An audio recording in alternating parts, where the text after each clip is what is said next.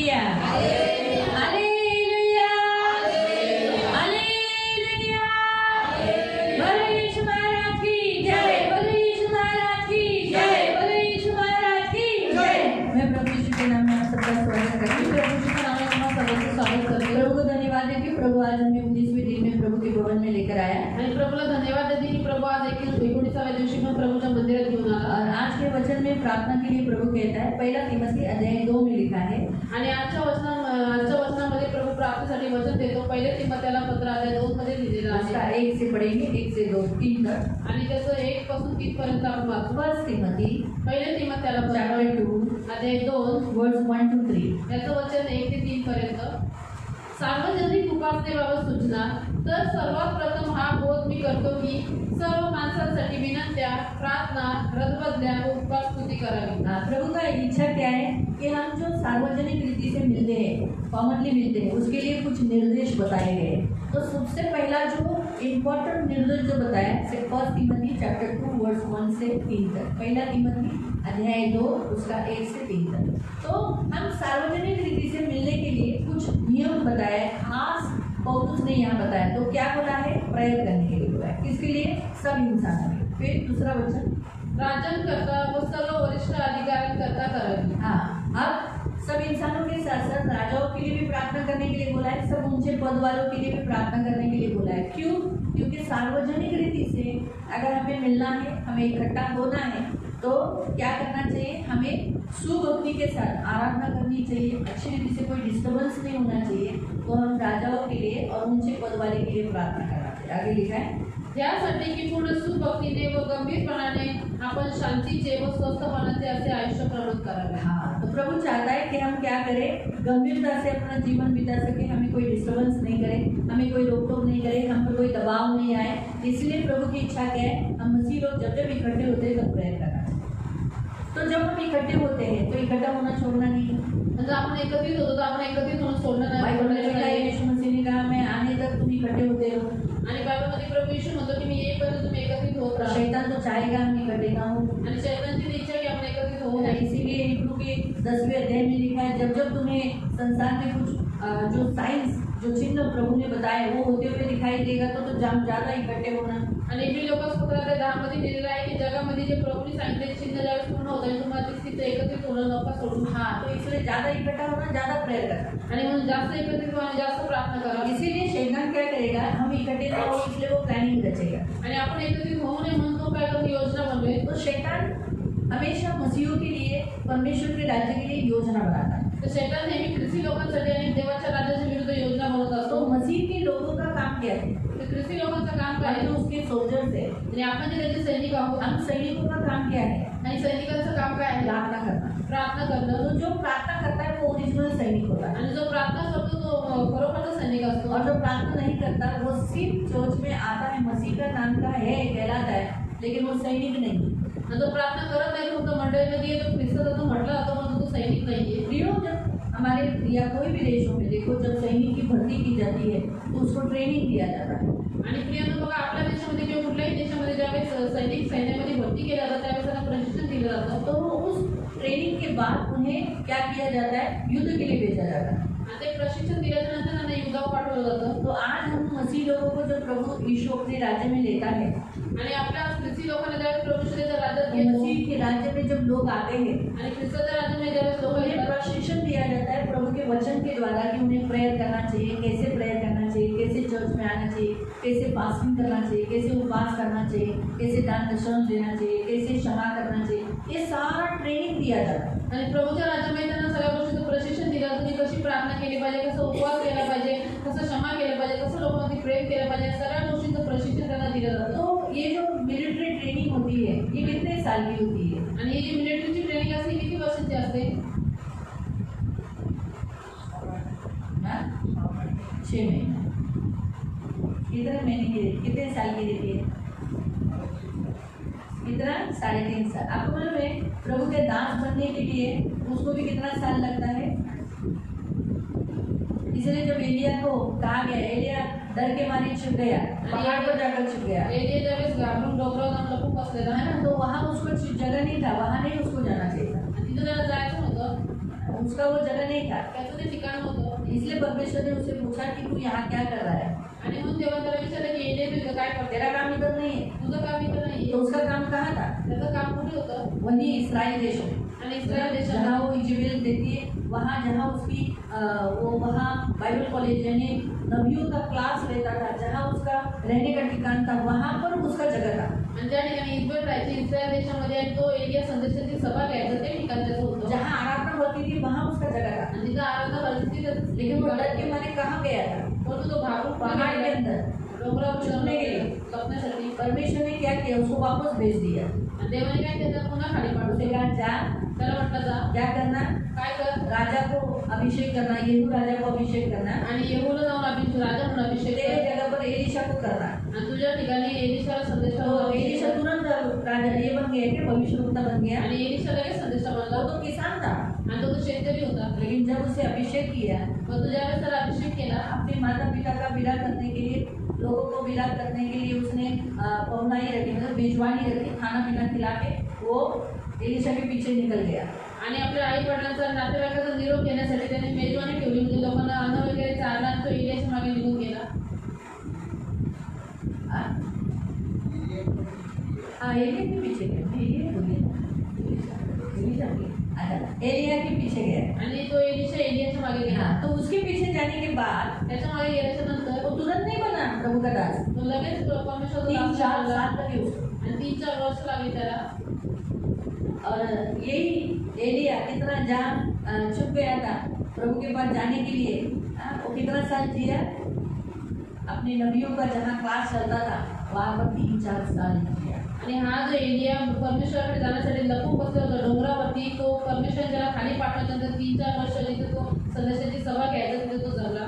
उसी रीति से प्रिय यीशु ने भी अपने प्रेरितों को जब शिष्यों को चुना, आणि त्याच पद्धतीने प्रभू येशूने पण आपल्या शिष्याला प्रेरित म्हणून निवड केली. तब उस समय भी देखो जब शिष्य कितने साल उसके साथ थे. आणि त्यावेळेस तो शिष्य बाबा किती वर्ष त्याच्यासोबत होते? 3 साल. 3 उनको वर्ष. पूरी रीति से प्रिपेयर किया. आणि त्यांना पूर्ण पद्धतीने एलिया ने एलिशा को प्रिपेयर किया. एलिया चला गया, स्वर्गारोहण हो गया. उसी रीति से यीशु ने भी अपने शिष्य को तैयार किया. यीशु भी चला गया. आणि एलियाने एलिशाला तयार केला आणि त्याच्यानंतर एलिया निघून गेला, त्याचं स्वर्गारोहण झालं. त्याच पद्धतीने प्रभू येशूने पण आपल्या शिष्यांना तयार केला आणि प्रभू येशूने पण तो वैसे ही स्वर्गारोहण चर्च में आज हम इतने साल से आ रहे, तो अभी हम कितने साल से यीशु में हैं. तसेच आपण चर्चमध्ये एवढ्या वर्षांपासून येतो. आता किती वर्षांपासून आपण प्रभू येशूमध्ये हमारा आहोत? बपतिस्मा, हमारा जब यीशु मसीह में हमने यीशु को उद्धारकर्ता ग्रहण किया, तब कितना साल हुआ? आणि आपल्या बाप्तिस्माला किती वर्ष आले ज्यावेळेस आपण प्रभू येशूला तारण करताना स्वीकार केलं? तो 3 साल हमारा ट्रेनिंग पीरियड था. तो 3 वर्ष आपला म्हणजे प्रशिक्षणाचा वेळ होता. तो 3 साल के बाद हम क्या होना चाहिए? एक योद्धा होना चाहिए, सैनिक होना चाहिए, लड़ने वाला, शैतान के युद्ध से, शैतान के राज्य से लड़ने वाले, प्रार्थना कर कर शत्रु को हराने वाले वैसे होने चाहिए. आणि ते 3 वर्षाच्या नंतर आपण एकदम देवाच्या राज्यामध्ये योद्धा असले पाहिजे, चांगले सैनिक असले पाहिजे, शैतानाच्या राज्याशी लढून त्याला हरवणारे, त्यांना आज मारणारे हमारे असले पास पाहिजे. एक मददगार है, पवित्र आत्मा. आणि आज आपल्याकडे एक सहाय्यक आहे पवित्र बाइबल में आत्मा. लिखा है संसार में जो है उससे बड़ा है जो तुम में है. आणि बाबामध्ये लिहिलेलं आहे की जगात जो आहे त्याच्यापेक्षा मोठा आहे जो तुमच्यामध्ये आहे. तो संसार में जो है उससे बड़ा है हम में, तो पवित्र आत्मा हम में है वो बड़ा है. इसलिए शैतान कुछ नहीं कर सकता, हमें अटैक नहीं कर सकता, हमें मार नहीं सकता, हमें थप्पड़ नहीं दे सकता, हमें छू भी नहीं सकता. हमें छूने जाएगा तो उसे करंट लगेगा. आणि म्हणून जगामध्ये जो आहे त्याच्यापेक्षा मोठा आहे जो आपल्यामध्ये म्हणजे देवाचा आत्मा आहे. म्हणून शैतान आपल्याला काही करू शकत नाही, मारू शकत नाही, पाडू शकत नाही. जगामध्ये आपल्यावरती तो हमला करू शकत नाही. जो आपल्याला स्पर्श करायला येतो त्याला स्वतःच करंट लागेल. इसलिए उसे मालूम है अगर हम प्रेयर वॉरियर बनेंगे तो हम उससे लड़ेंगे, हम उससे भी बड़े हो जाएंगे, हम उससे भी सामर्थ्य हो जाएंगे. इसलिए हम मसीहों को प्रेयर करने नहीं देते. आणि त्याला माहिती की आपण जर प्रार्थना केली तर आपण प्रार्थनेचे योद्धा बनू, आपण शैतानाशी लढू, त्याच्यापेक्षा जास्त पॉवरफुल बनू. म्हणून तो ख्रिस्ती लोकांना प्रार्थना करतोय. पुरुषों को कामों में बिजी, औरतों को घर के कामों में बिजी. पुरुषांना बाहेरच्या कामामध्ये त्यांनी व्यस्त ठेवलंय, स्त्रियांना घराच्या कामामध्ये व्यस्त घर ठेवलंय. के जो छोटे छोटे मोटे मैटर में उसी में मनुष्य बिजी है. आणि घरामध्ये छोटे छोटे मॅटर होतात रोजचे, त्याच्यामुळे माणूस उठून प्रेयर के लिए बैठते नहीं है. प्रार्थनेसाठी बसत नाही. प्रभु चाहता है सैनिक रोज का सैनिक होता है, आणि सैनिक हा रोज सैनिक असतो. उसे डेली प्रेयर करना होता त्याला रोज प्रार्थना है, करायची, उसे रोज शैतान से लड़ना होता है. त्याला रोज शैतानाशी लढायचे. क्योंकि हमारा मल्लयुद्ध आत्मिक सेनाओं से है. कारण की आपले जे युद्ध आहे ते आत्मिक शक्तीचे, आत्मिक तो शक्तीचे इसलिए आहे. शैतान ने क्या किया है? मसीहों में छोटी छोटी बातों में आपस में मतभेद कर कर, फूट डालकर ऐसे में बिजी रखा है. इसलिए प्रेयर करने के लिए टाइम ही नहीं है. आणि मग शैतानाने काय केलं, ख्रिस्ती लोकांमध्ये छोट्या छोट्या गोष्टीमध्ये फूट टाकून एकमेकांशी फुगून राखून बसलेले आहेत. म्हणून प्रार्थना त्यांच्याकडे वेळच नाही. इसीलिए प्रियो मसीह लोग प्रेयर नहीं करते, आणि मग ख्रिस्ती लोक उनके घर में फैमिली प्रेयर नहीं होता त्यांच्या है, घरात कौटुंबिक प्रार्थना नाही होत, वो अकेले का प्रेयर नहीं होता ते है। एकट्याची प्रार्थना नाही करत, अकेले का प्रेयर किया तो फैमिली प्रेयर में नहीं बैठते, आणि एकट्याची प्रार्थना केली तर कौटुंबिक प्रार्थना फैमिली नाही प्रेयर में बैठे तो अकेले के प्रेयर में नहीं बैठते। आणि जर कौटुंबिक प्रार्थना असेल तर एकट्याची प्रार्थना करत नाही ना, दोनों होना जरूरी है। दोन्ही गोष्टी होणं गरजेचं आहे। प्रभु चाहता है हम मिलकर, जैसे फैमिली प्रेयर में करते हैं तो एकत्रित होकर प्रेयर करते हैं, और जब अकेले प्रेयर करते हैं तो वो अकेले लड़ते हैं। खास कोई मिशन के लिए वो लोग अकेले स्पेशल चुने हुए रहते हैं। आणि प्रभूची इच्छा आहे की आपण कौटुंबिक प्रार्थना करावी, ज्यावेळेस कुटुंब मिळून प्रार्थना करतो तर आपण त्यावेळेस पण लढतो, पण ज्यावेळेस आपण वैयक्तिकरित्या बसतो त्यावेळेस आपण काही विशेष विषयांसाठी देवाकडे प्रार्थना करतो, शरीराची करतो, ते निवडलेले विशिष्ट लोक असतात। घर के कामों में, बाहर के कामों में इतने बिजी, उतना टाइम चला जाता है कि प्रेयर के लिए टाइम ही नहीं। आणि घरातल्या आणि बाहेरच्या कामामध्ये एवढा वेळ निघून जातो की प्रार्थनेसाठी वेळ भेटत नाही। जितना हम प्रेयर करना चाहिए, जितना हम बैठना चाहिए, आणि जेवढं आपण देवासोबत प्रार्थना केली पाहिजे तेवढं त्याच्यासोबत बसलं पाहिजे ना। तो भले हम 3 घंटा एक साथ नहीं बैठ सकते, लेकिन सुबह दोपहर शाम को ऐसा मिलकर या आधा घंटा करके ऐसा दिन भर में 3 घंटा तो बिता सकते हैं। आणि आपण 3 तास सलग देवासोबत नाही बसू शकत, पण तू सकाळी दुपारी संध्याकाळी 1 तास अर्धा तास करून असे 3 तास तरी देवासोबत ये घालू प्रभु शकतो। चाहता है कि हम प्रेयर करें, आणि ही प्रभूची इच्छा आहे की आपण प्रार्थना जो प्रेयर करावी। करेगा वही गंभीरता से धर्मी से जीवन व्यतीत करेगा, आणि जो प्रार्थना करत तो शांतीने आणि उसको गंभीरपणे ही विश्राम मिलेगा। जीवन घालणं, त्याला उसको ही शांती चैन भेटेल, मिलेगा। त्याला शांती भेटेल। याद रखो, जो प्रेयर नहीं करते उनके घरों में प्रेयर नहीं होता, उनके घरों में गड़बड़ी होती है। आणि जे लोक प्रार्थना करण्याच्या घरात प्रार्थना होत नाही त्यांच्या घरामध्ये गडबडी असते। ये हमेशा याद रखो। ये नेहमी लक्षात शैतान को ठेवा। मौका मिलता है, अरे इधर प्रेयर नहीं होता, हम अंदर घुसेंगे। मैंने आपको बीच में भी एक हकीकत बताई थी जादू टोना के विषय पर, याद है? आणि तुम्हाला मध्ये एक सांगितलं जाऊन एक धर्मी फैमिली, एक नीतिमान फैमिली, प्रार्थना करने वाली फैमिली, एक जहाँ जादू टोना करने वाला है वहाँ चली गई थी, आणि एक नीतिमान कुटुंब, प्रार्थना करणारं कुटुंब जिथे जादूटोणा होता तिथे निघून गेले होते। और उसने उसको, वो लोग एक फैमिली, वो प्रेयर करने वाली फैमिली होने के कारण वो हमेशा हंसते थे, घर में शांति का वातावरण था। ये जादू टोना करने वाले को अच्छा नहीं लगा। आणि ते एक नीतिमान कुटुंब होतं, प्रार्थना करणारं कुटुंब होतं, म्हणजे नेहमी हसत राहायचे, आनंदित राहायचे, त्यांच्या घरामध्ये पण एक चांगलं वातावरण होतं। इसीलिए वो जादू टोना करने वाले को अच्छा नहीं लगता, आणि म्हणून ते जादूटोणा करणाऱ्याला आवडत वो होतं, दुष्टात्मा भेजता था। म्हणून तो दुष्टात्मा पाठवत होता लेकिन त्यांच्याकडे। वो दुष्टात्मा क्या करता था, फाटक भी पार करके नहीं अंदर आ पाता था, परंतु तो दुष्ट आत्मा त्यांचं गेट पण पार करून आतमध्ये येऊ शकत अंदर नव्हता। ही नहीं आ सकता था। ये वो उसके फाटकों पे स्वर्गदूत थे, का कारण की त्यांच्या घराच्या वेशीवरती स्वर्गदूत होते, इसलिए अंदर आ ही नहीं सकते। म्हणून तो येऊ शकत नव्हते। नहीं था, वो हर रात को भेजता था, और दूसरे दिन सोचता था अभी वो लोग रोते हुए दिखाई देंगे, बीमार होते हुए दिखाई देंगे, सड़े हुए दिखाई देंगे, हॉस्पिटल में गए, हॉस्पिटलाइज हुए हैं, ऐसा दिखाई देंगे। आणि तो रात्री त्या दुष्ट आत्माला पाठवतो, सकाळी बघून वाट बघायचं की अरे हे लोक आताच रडताना दिसते, आताच हे सडलेले मेलेले दिसते किंवा हे दवाखाने ऐसा असताना दिसते, कुछ भी हुआ नहीं। परंतु असं काहीच होत नव्हतं। पति रोज काम पे जाता था, ये दिखाई देता, आणि नवरा रोज कामात दिसायचं, बच्चों को स्कूल में भेज रही उसकी माँ, आणि मुलांना आई शाळेत पाठवते, और ये घर का काम, घर संभाली, ये दिखा तो वो सोचता था एक इतना। तो उसने क्या किया, एक बड़ी दुष्टात्मा को उधर भेज दिया। आणि तो विचार करायचा मी याचं जेवढं वाईट होतं तरी याचं वाईट होत का नाही, म्हणून फाटक काय के केलं, अंदर तो घुस गया, एक मोठा दुष्ट आत्मा पाठवला, तो त्याच्या गेटच्या आतमध्ये इथे गेला, लेकिन उसे दरवाजे के पास आ नहीं पाया, परंतु तो दरवाजापाशी येऊ करंट शकला, लगा। त्याला करंट लागला, उसके पूरे, तो इसलिए उसने खिड़की से देखा आणि मग त्याने खिडकीतून वाकून क्या बघितलं, ऐसा अंदर क्या हो रहा है जिसके कारण मैं अंदर जा नहीं पा रहा। आणि असं आतमध्ये काय होतं त्याच्यामुळे मी आतमध्ये जाऊ शकत नाही। तो उसने खिड़की से देखा तो उस घर में फैमिली प्रेयर हो रहा था। आणि त्याने खिडकीतून बघितलं त्या घरात कौटुंबिक प्रार्थना होत होती, फैमिली प्रेयर ने घर के बाजू में बाड़ा बांध दिया था, आणि कुटुंबाच्या प्रार्थनेने घराच्या बाजूला एकदम ते कुंपण घातलेलं, इसलिए उसे करंट लगा। म्हणून त्याला करंट वो लागला। चिढ़ा और उसी रात को उसके पास गया, कहा मैंने बोला था ना कि प्रार्थना करने वाले लोगों के मसीहों के घर में नहीं भेजने का। आणि मग तो दुष्ट आत्मा खूप चिडला आणि ज्यांनी पाठवलं त्याच्याकडे पुन्हा गेला आणि त्याला म्हटलं की मी सांगितलं ना तुला की प्रार्थना करणाऱ्या ख्रिस्ती लोकांच्या घरात मला पाठवायचं नाही। वो लोग प्रार्थना करने वाले फैमिली मसीह फैमिली थे, आणि ते प्रार्थना करणारे ख्रिस्ती कुटुंब आहे, मुझे ऐसे लोगों में भेजना जो मसीह लोग जो प्रेयर नहीं करते, आणि मला त्या ख्रिस्ती लोकांकडे पाठव जे प्रार्थना करत नाही, उनके घरों में मुझे तमाशा करने को अच्छा लगता आणि त्यांच्या घरामध्ये मला तमाशा करायला है। आवडतो, उसने उन्होंने मेरा तमाशा किया है आणि त्यांनी माझा तमाशा और वो केला उसे मारना है। आणि तो दुष्ट आत्मा त्याच व्यक्तीला मारायला लागला। जैसे स्टीवा के बच्चे को, आणि जसं किवाच्या मुलांना ऐसा नहीं, वो शक्तिशाली आत्मा था तो वो तो मारेगा ही ना, तो खाली हाथ तो नहीं जाएगा, जिस काम के लिए आया है वो काम करके ही जाएगा। और उसको नहीं मार सका तो ठीक है, तुझे मारता हूँ। आणि तो शक्तिशाली आत्मा आहे आणि तो खाली आता जाणार त्याच्या कामासाठी आहे, ते काम करून जाईल। अब मेरे ख्याल से आत्मा कम ताकत उसके बारे में देखते समय शायद हमें ये देखना है। आणि आत्म्यामध्ये पण लेवल असतात, कमी शक्ती आणि जास्त शक्ती असते. तो त्याच्यामध्ये prayer- बघितलेलं. मसीह की कौन जाने जाते हैं जो प्रेयर करते हैं, आणि ख्रिस्ती कोणते ओळखले जातात जे प्रार्थना करतात. तो हमें प्रेयर करना, तर आपल्याला प्रार्थना प्रभु करायची. चाहता है कि हम प्रार्थना करें, प्रभूची इच्छा की आपण प्रार्थना प्रार्थना करावी. के योद्धा हो, प्रार्थनेचे योद्धा आपण असावे, सैनिक हो।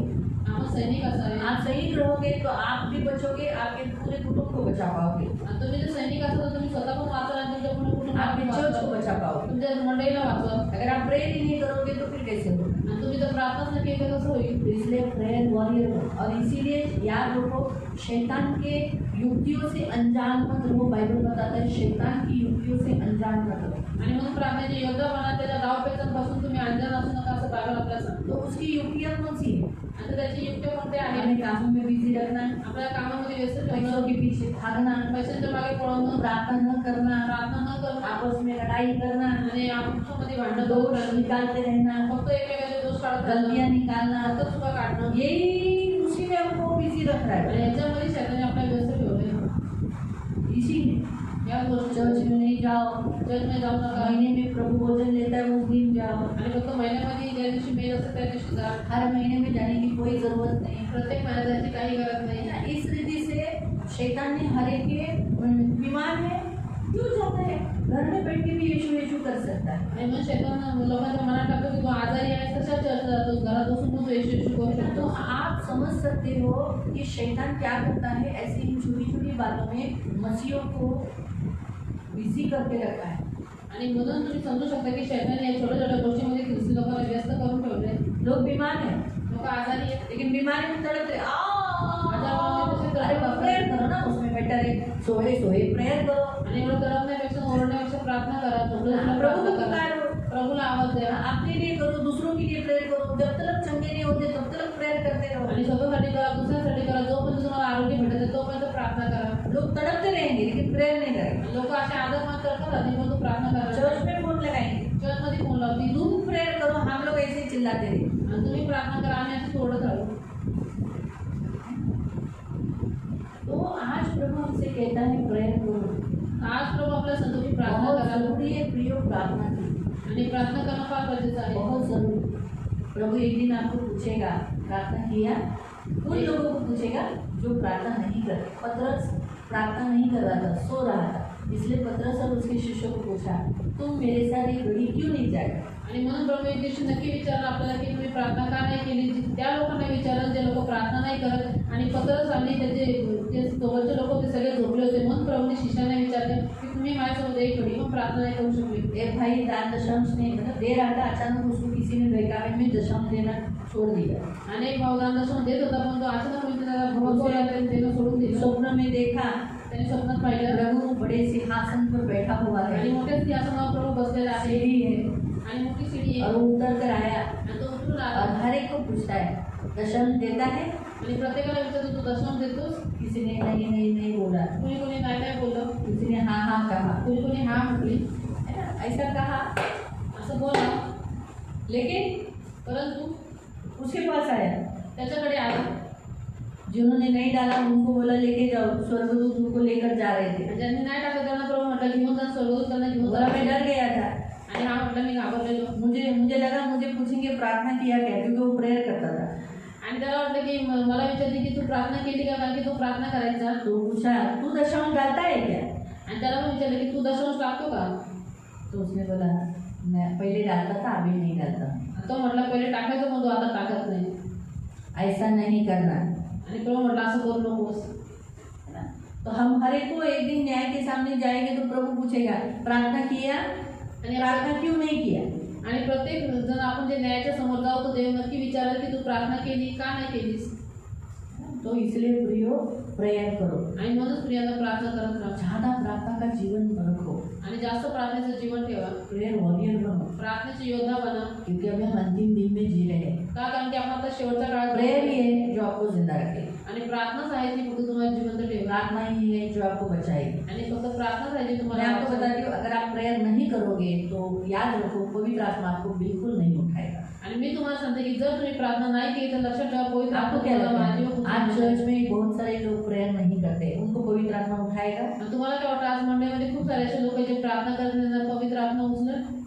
क्योंकि पवित्र आत्मा से प्रेरणा से ही प्रेयर होता है, कारण की पवित्र आत्म्याच्या प्रेरणेनेच प्रार्थना केली जाते और प्रार्थना ही है जिसके द्वारा हम प्रभु के करीब जाते हैं, आणि प्रार्थनाच एक असा मार्ग आहे ज्याच्याद्वारे जिसके द्वारा आपण हम पापों की माफी मांगते हैं। त्याच्याद्वारे आपण देवाकडे पापाची क्षमा मागतो वो कोई भी परफेक्ट नहीं है, आणि या जगामध्ये कोणी परिपूर्ण लेकिन नाही प्रार्थना के द्वारा ही तो हम बोलते हैं ना, प्रभु मैं पापी हूँ मुझे माफ कर। आणि प्रार्थनेच्या द्वारेच आपण म्हणतो की प्रभू मी पापी आहे, मला क्षमा कर तभी तो पाप क्षमा होते हैं, तभी तो पवित्र आत्मा उठाएगा ना। आणि तेव्हाच पाप क्षमा होतात आणि पवित्र आत्मा उचलेल अगर प्रेयर को बैठेंगे ही नहीं, आणि जर प्रार्थना बसलोच प्रभु नाही के साथ बैठेंगे ही नहीं, प्रभू सोबत जर बसलोच नाही स्वर्ग में प्रभु के साथ कैसे बैठेंगे? प्रभु बोलेगा अरे तू मुझे तो कभी साथ में बिठाया नहीं, मैं तुझे ऊपर क्यों बिठाऊं? तर स्वर्गात आपण देवाच्या सोबत कसे बसणार? कारण की प्रभू म्हणे की पृथ्वीवर जर तुम्हाला सोबत बसवत नाही तर मी कशात माझ्यासोबत बसू? एक समय था, एक वेळ होती, तेरा घर था, तुझं घर होतं, तेरे घर में तूने मुझे नहीं लिया बैठने के लिए, तुझ्या घरात मी तुम्हाला घेतलं नाही बसण्यासाठी, अभी मेरे घर है, आता हा माझं घर आहे, मैं भी तुझे नहीं लेता जर मी पण तुला घेत नाही मेरे साथ बैठने के लिए। माझ्यासोबत बसण्यासाठी,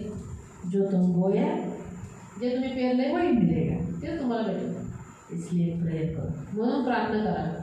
तो खाली फोकट में इधर वेदी से वचन नहीं आता है, आणि बहुत लोग हल्के में लेते हैं, संडे को भी बहुत से लोग हल्के में लेते हैं। आणि वेदीवरून असेच खाली फुकट वचन येत नाही, परंतु खूप सारे लोक हलक्यामध्ये घेतात, रविवारच्या दिवशी पण हलक्यामध्ये घेतात। उनको लगता है क्या है प्रार्थना करेंगे, कभी भी बोलती है प्रार्थना करेंगे, लेकिन उनको अभी नहीं समझेगा। जब रैप्चर मेरा हो जाएगा, जो प्रेयर करने वाले लोग जब गायब हो जाएंगे, वो लोग उधर रहेंगे ना, तब उनको मालूम पड़ेगा कि अरे हमने कितना मिस किया, कौन सा मेन बात मिस की। आणि लोक विचार करतात काय सारखे सारखे सांगतात प्रार्थना करा, पण त्यांना आता नाही कळणार। ज्यावेळेस जे प्रार्थना करतात त्या लोकांचा रॅप्चर होईल आणि हे लोक खालीच राहतील, त्यावेळेस त्यांना लक्षात येईल, त्यांना रिअलाइज होईल की आम्ही किती मोठी गोष्ट मिस केली, हमने कितनी बड़ी बात गंवा ली, आणि किती मोठी गोष्ट आम्ही गमावली।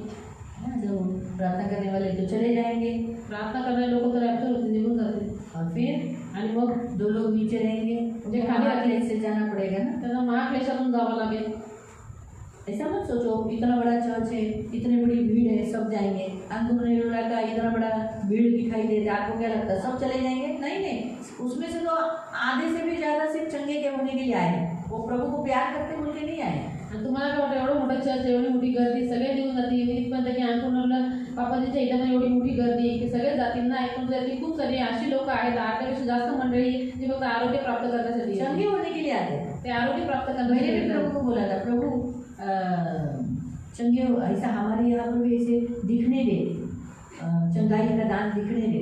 आणि मी पण प्रभूला सांगितलं प्रभू आमच्या इथं पण आरोग्याचं दान असं दिसू दे। तो प्रभु बोला नहीं, अभी जो तुम छुपा के रखा है सबको मालूम है इधर चंगाई मिलता है, आणि सगळ्यांना माहिती इथं आरोग्य भेटतं, ऐसा बताने की कोई जरूरत नहीं आणि है। सांगायची काही गरज नाहीये, हाँ, सारी महिमा मुझे ही मिलो, आणि सगळी गौरव प्रभूलाच भेटू। बाद में तुम अभी थक गई हो आगे और बहुत थकोगी, तुम्ही आताच थकलेले, पुढे अजून जास्त थकतील, फिर क्या करोगी? मग काय करशील? इसलिए अभी ऐसे ही रहो। म्हणून आता असेच राहा। हर एक को उनके विश्वास के परिमाण के अनुसार दिया है, आणि प्रत्येकाला त्यांच्या विश्वासाच्या परिमाणानुसार दान दिलेले आहे, है ना? तो अभी अगर मैं प्रार्थना करते हुए नीचे आने के लिए मुझे 3:30-4 बजता है, तो मेरे ख्याल से है ना, तो फिर मुझे भी स्ट्रेट फॉरवर्ड हो जाएगी, तो बोलेंगे दीदी बदल गई, अभी दीदी ऐसी बोलती है, दीदी ऐसी बोलती है। जैसे अंकुर नेरुला के बारे में भी बोलते हैं ना, वो ये करते हैं, वैसे डांट के बात करते हैं, वो ये करते हैं, डांटते हैं, क्योंकि जिम्मेदारियाँ बढ़ती है तो फर्क आ जाता है। आणि जसे बाबाजी बदल बोलतात तसे दीदी बदल पण बोलते, कारण की ज्यावेळेस जबाबदाऱ्या वाटतात त्यावेळेस व्यक्तीला खरंच थोडं बदलावं लागतं। तो इसलिए प्रेयर लाइफ बड़ा ही इम्पोर्टेंट है। आणि म्हणूनच प्रियांना प्रार्थनेचं जीवन फार महत्त्वाचं आहे। अरे तो करेंगे प्रेयर, तो प्रार्थना करू। हाँ, तो अभी कल हमने दंडवत किया था ना, काल दंडवत केलं होतं, आज हम चेन प्रेयर करेंगे। आज आपण साखरेची प्रार्थना करू। तो मैं विषय दूंगी, आपको हम सब मिलकर प्रेयर करना है। मी तुम्हाला हालेलुया। आज हम निकालेंगे, आज हम लोग फाटक के बारे में देखेंगे, आणि आज आपण फाटकबद्दल हम बघणार। निकालेंगे भजन संहिता अध्याय 100, साम 100, आपण स्तोत्र संहिता अध्याय 100, साम 100 स्तोत्र संहिता अध्याय 100 और उसका 4 और 5। आणि त्याचं वचन 4 आणि 5। भजन संहिता 100, स्तोत्र संहिता 100 वचन 4 और 5। त्याचं वचन 4 आणि 5। साम 100, स्तोत्र संहिता 100 4 and 5। त्याचं वचन उसके 4। फाटकों में धन्यवाद और उसके आंगनों में स्तुति करते हुए प्रवेश करो, उसका धन्यवाद करो, उसके नाम को धन्य करो, क्योंकि यहोवा भला है और उसकी करुणा सदा की है और उसकी सच्चाई पीढ़ी से पीढ़ी तक बनी रहती है। त्याचे उपकार स्मरण करीत त्याच्याद्वारा स्तवन करीत त्याच्या अंगणात प्रवेश करा. त्याचे उपकार स्मरण करा, त्याच्या नावाचा धन्यवाद करा, कारण परमेश्वर चांगला आहे, त्याची दया सनातन आहे आणि त्याची सत्यता पिढ्या टिकली. प्रार्थना की पवित्र पवित्र करुणा में बेटी पिता प्रभु यीशु के नाम से प्रभु मैं आपके सामने आती हूँ प्रभु, धन्यवाद देती हूँ वचन की सेवा को आपके हाथों में देती हूँ। वचन आपका दो धारी तलवार से तेज है, वचन हम ध्यान से सुनने के लिए और जो हम सुनते हुए पालन करने के लिए तू मदद करना यीशु के नाम से आमीन। Praise the Lord. प्रियो, ये धन्यवाद का भजन है ये स्तुतीचे गीत आहे और जहाँ तक मुझे लगता है दाऊद नहीं तो मोसेस, इन दोनों में से गाया गया है। आणि जिथपर्यंत मला वाटतं की दावीद नाही तर मोशे यांच्यापैकी कुणीतरी एकाने गायलेलं आहे.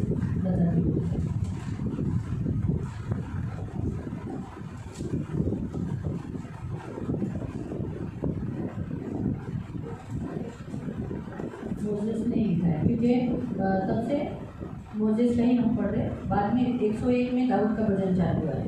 101 मध्ये दावीदाचं स्तोत्र चालू झालं. तो ये मोसेस ने लिखा है और मोसेस कहता है उसके पाठकों से धन्यवाद करो और आंगनों में स्तुति करते हुए प्रवेश करो। आणि हे स्तोत्र जे आहे ते मोशेने लिहिलेलं आहे की मोशे म्हणतो की त्याच्या अंगणामध्ये धन्यवाद करत उपवास करत प्रवेश करा. आंगनों में स्तुति करते हुए त्याच्या अंगणामध्ये उपवास स्तुती करता प्रवेश करा आणि पाठकांमध्ये धन्यवाद देतो आणि त्याच्या जो फाटक आहे त्याच्यामध्ये धन्यवादासोबत प्रवेश करा. तो आंगन और फाटक डिफरेंट है।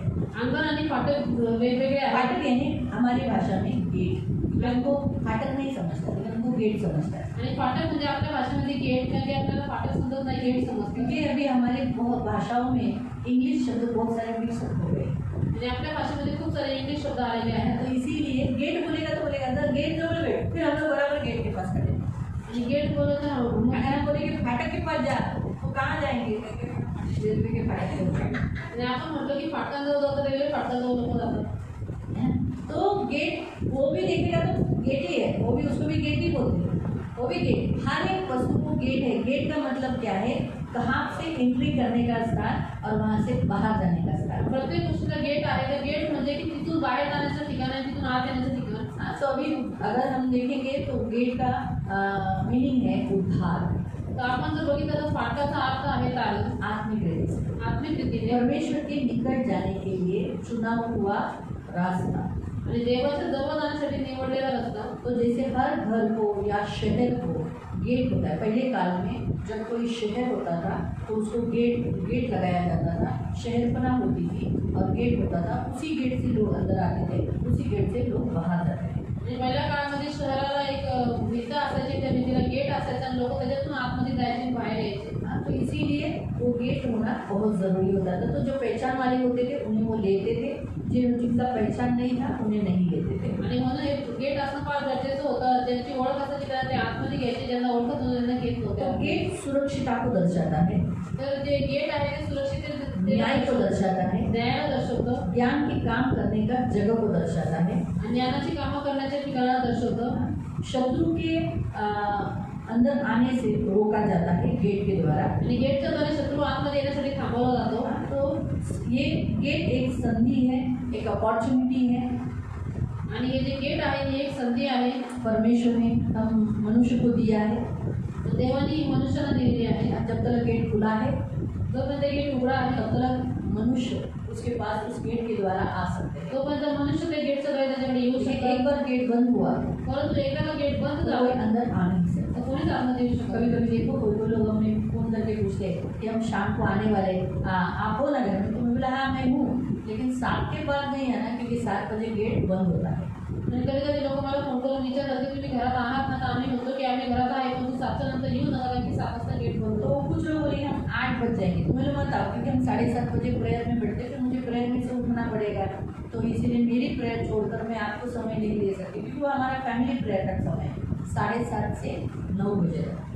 आणि म्हणून काही काही लोक म्हणतात की आम्ही 8 वाजता येणार, पण तुम्ही त्यांना सांगते की तुम्ही येऊ नका कारण की आम्ही 7:30 वाजता प्रार्थनेला बसतो. माझी कुटुंबाची प्रार्थना सोडून मी तुम्हाला वेळ देणार नाही कारण की आमचा तो कौटुंबिक प्रार्थनेचा वेळ आहे. 9 के आगे भी बढ़ जाता है, 9:30 होता है, कभी कभी काम हम लोग को 10 भी बज जाता है। कधी कधी कामाला पण 10 पण वाजतात. तो उसका खत्म होने का एक टाइम नहीं है, आता हे संपण्याची वेळ शुरुआत आहे, होने का हम 7:30 बजे बैठ जाते हैं। परंतु सुरुवात होण्याचा टाइम आहे 7:30. तो इसलिए मैं जब कोई मुझे बोलता है वो कहता है हमें आना है, ज्यावेळेस कोणी मला म्हणतं की आम्हाला यायचं 7 बजे मैं बोलती हूँ, 7 से 7:30 तक मैं आपको टाइमिंग दूंगी। 7 के पहले आना तो गेट खुला मिलेगा, तो तुम जाओगे, तुम्हें जाते समय तुम्हारा गेट लॉक कर दूँगी।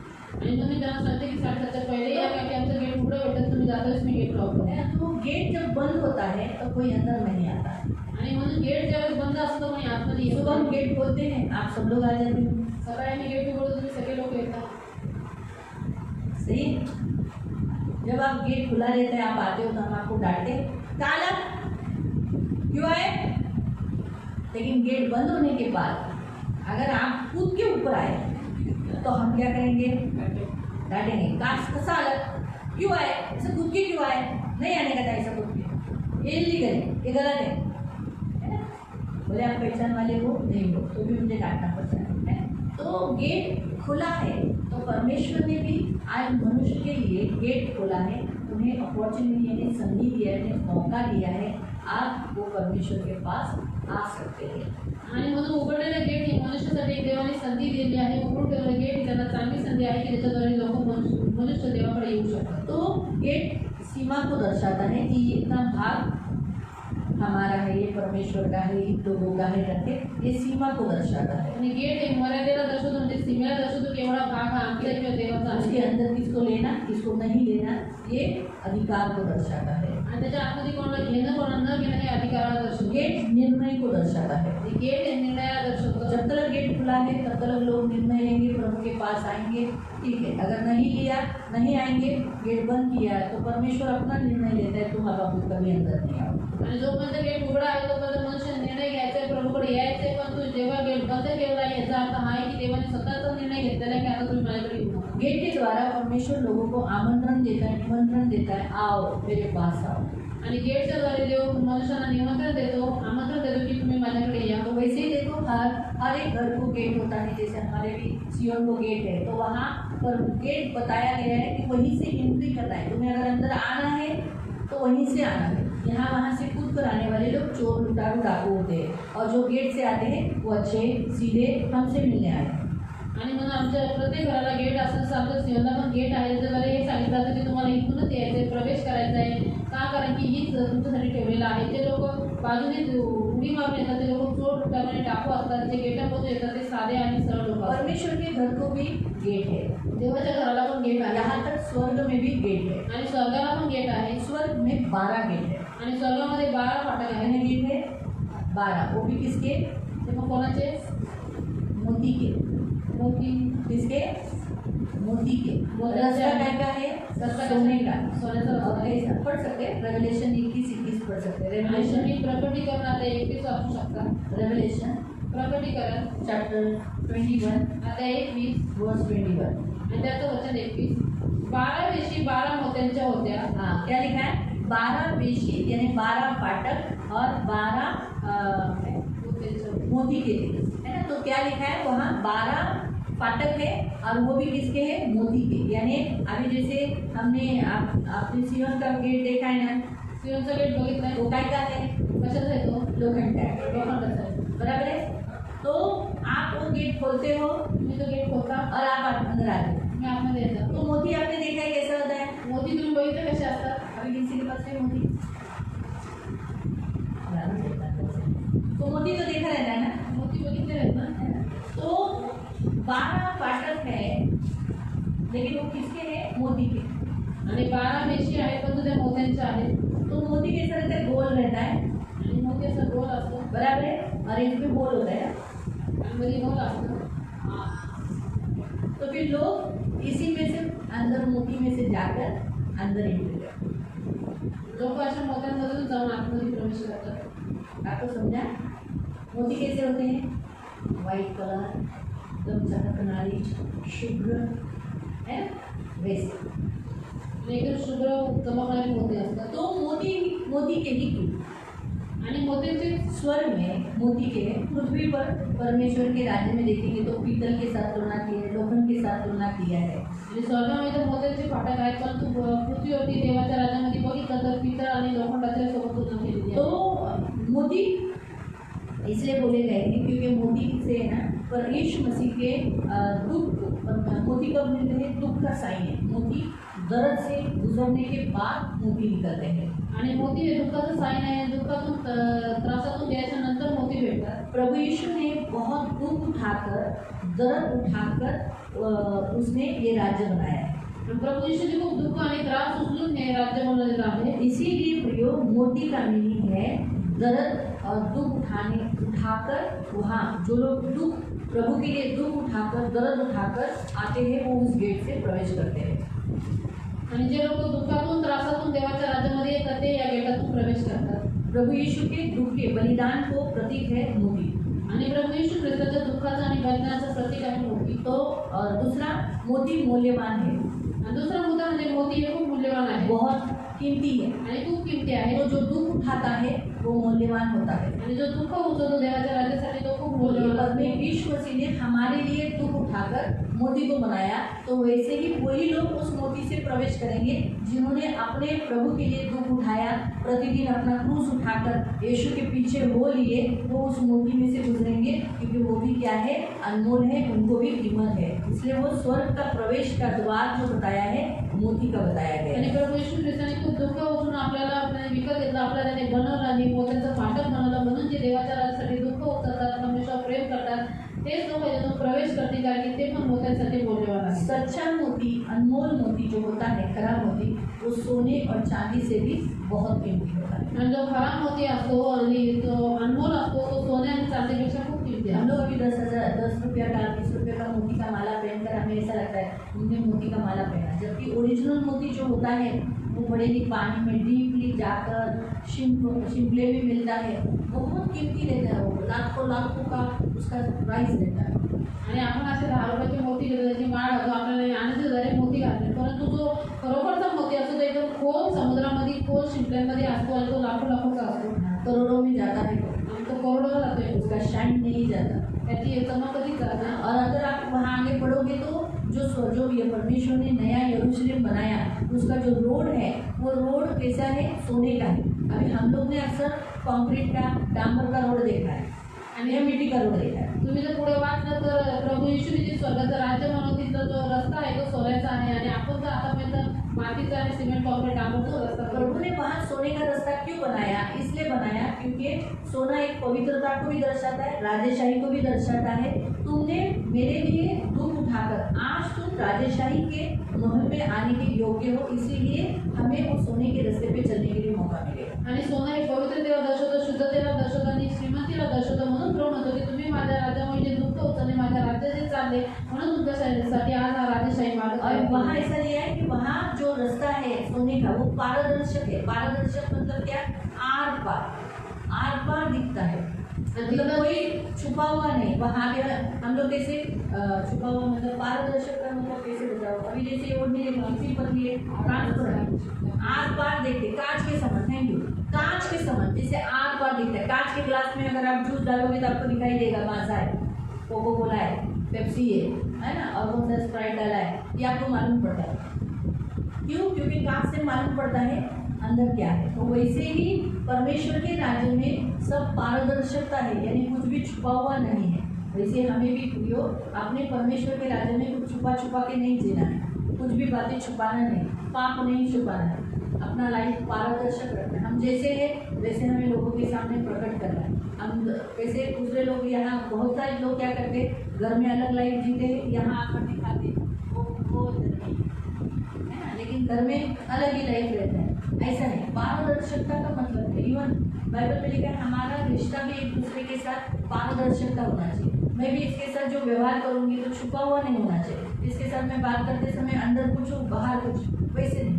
पारदर्शकता मतलब कैसे, ये मुझ में वही दिखनी चाहिए, वो मुझ में ऐसा देखनी चाहिए कि जो मैं हूँ, ऐसा नहीं कि नकलीपन में इसे दिखा रही, वैसा नहीं होना चाहिए, उसे कहते हैं पारदर्शकता। आणि स्वर्गाचा जो रस्ता आहे सोन्याचा, तो पारदर्शक काचेसारखा शुद्ध आहे, त्याच्यातून आरपार दिसत, तसं आपलं जीवन असायला पाहिजे, त्याच्यातून आरपार दिसलं पाहिजे, काही गोष्टी आपण लपून नाही केल्या पाहिजे, इथपर्यंत की आपले नाते सुद्धा एकमेकांशी पारदर्शक असले पाहिजे। तो बाइबल में अगर हम देखेंगे तो लोखंड का दरवाज़ा बनाया गया है, पीतल का दरवाज़ा बनाया गया है यरूशलेम के इसको दरवाजे गेट को, तो आणि आपण बायबलमध्ये बघितलं तर यरूशलेमचं फाटक जे आहे ते पितळेचं आणि लोखंडाचं पण बनवलेलं आहे. तो उसका मतलब क्या है? शक्ति को दर्शाता है। आणि त्याचा अर्थ काय आहे? शक्ती आणि सामर्थ्याला दर्शवतो. लकड़ी का कैसा? आग लगाया, जला दिया। लाकडाचा दरवाजा आग लावून जाळून लेकिन टाकतो. लोखंड और पीतल स्ट्रांग को दर्शाता है, आणि लोखंड आणि पितळ हे मजबूतीला दर्शवतं. मजबूती। यानी परमेश्वर का राज्य का जो गेट है वो कैसा है? मजबूती, स्ट्रांग, अनमोल। और जो मोती का दरवाजा क्यों बताया है, गेट बताया है? इसलिए बताया ताकि परमेश्वर का राज्य का वैभव यानी रिचनेस, पावर, अथॉरिटी को दिखाया है। आणि परमेश्वराच्या राज्याचं जे गेट आहे ते फाटक आहे ते मजबूत आहे, एकदम स्ट्रॉंग आहे. आणि आपण इथं बघतो की त्यांनी मोत्यांचा दरवाजा का सांगितला आहे? कारण की तो श्रीमंतीला दर्शवतो आणि एकदम शक्ती सामर्थ्याला दर्शवतो. तो 3 दरवाजे बाइबल में बताए। एक है पीतल, दूसरा है लोखंड, तीसरा है मोती। 3 फाटक बायबलमध्ये सांगितलेले आहे. एक आहे पितळ, दूसरा आहे लोखंड, तीसरा आहे मोती. तो अभी हम थोड़ा सा फाटक के बारे में देखेंगे, थोड़े से फाटक के बारे में वचन में हम पढ़ेंगे। हम पढ़ेंगे मत्ती अध्याय 7 उसका 13-14। आणि आपण थोडंसं फाटकाबद्दल वचन बघू. आपण वाचून मत्ती अध्याय 7 त्याचं वचन 13 आणि 14. आप निकालने तक मैं आपको बताती हूँ कि जो यरूशलेम में जो 12 गेट है वो 12 गेट 12 गोत्रों को और 12 पेरिताइयों को दर्शाता है। आणि यरूशलेममध्ये जे 12 फाटक आहेत ते इस्रायलच्या 12 वंशांना आणि 12 प्रेषितांना दर्शवतात. मैं आपको बताती हूँ क्यों। मैंने आज सुबह प्रभु को पूछा कि क्यों प्रभु तूने 12 रखे, 12 गोत्र और 12 प्रेरित। आणि मी प्रभूला सकाळी विचारलं की काय प्रभू तू 12 वंशच ठेवले आणि 12 प्रेषित ठेवले? गेट तो एक ही होता है। गेट तर एकच असतं. अभी हमारे सीएम को देखो, एक ही गेट है ना। आता सियोनला बघा एकच गेट आहे. तो आपने स्वर्ग के राज्य में स्वर्ग के लिए 12 गेट क्यों रखे? तुम्ही स्वर्गाच्या राज्यामध्ये 12 गेट का ठेवले? 12 गेट क्यों रखा? तो 12 गोत्र के लोग 12 गोत्र से उस गेट से प्रवेश कर सकते हैं। का? कारण की 12 वंशाचे लोकांनी त्या 12 गेटमधून प्रवेश करावा. और पूरे संसार में जो 12 प्रेरिताइयों ने गॉस्पेल दिया, आज उनके कारण वो गेट खुले हैं। तो जो लोग वो गॉस्पेल के द्वारा, जैसे आज हमारे भारत देश में थॉमस के द्वारा, हम क्या करेंगे? थॉमस गेट से घुसेंगे। आणि म्हणून 12 प्रेषितांनी ज्या पूर्ण जगामध्ये सुवार्ता सांगितली त्यांच्या नावासाठी ते गेट उघडे आहेत. तसं आपल्या भारत देशामध्ये कोणाने सुवार्ता सांगितली तर आपण त्या गेटातून प्रवेश करू. तो अभी जैसे हम देखते हैं 12 गेट है। आता आपण बघतो 12 गेट आहेत.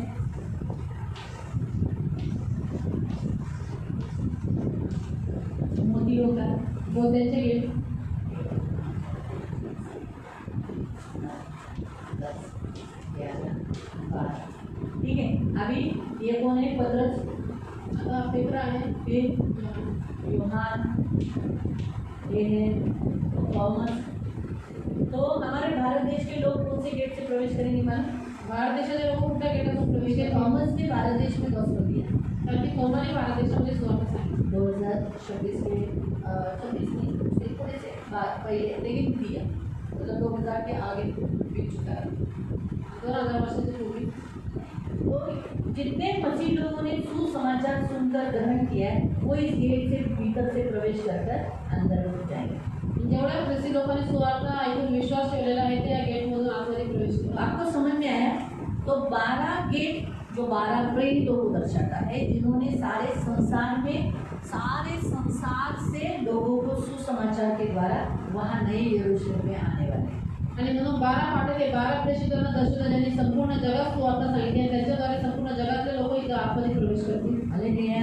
तो सुसमाचार सुनकर जो आते हैं, जिन्होंने उद्धार पाया है, अपने लाइफ को यीशु में बनाया है, मसीह का जीवन आचरण किया है, वो इस गेट से प्रवेश करेंगे। आणि जे लोक सुवार्ता ऐकलेली आहे आणि ज्यांनी तारण प्राप्त केलेलं आहे, ख्रिस्ताच्या राज्यात स्वतःचं जीवन बनवलेलं आहे, ख्रिस्तासाठी जे जगलेले आहेत ते लोक याच्यातून प्रवेश है ना। करतात. तो यहाँ जैसे बताया है कि पाठकों में प्रवेश करो धन्यवाद के साथ। तभी हम जब से सियोन गेट के पास आते धन्यवाद देते, धन्यवाद प्रभु। तो वैसे वहाँ हम आते ही बोले धन्यवाद प्रभु। वाह, बड़े मीठा ऐसा आगमन मोती में से जो वो क्या मोती ऐसे छोटा सा नहीं रहेगा? तो मोदी असं लहानचं नाही आहे. ये हमने गेट अभी तक कैसे देखे?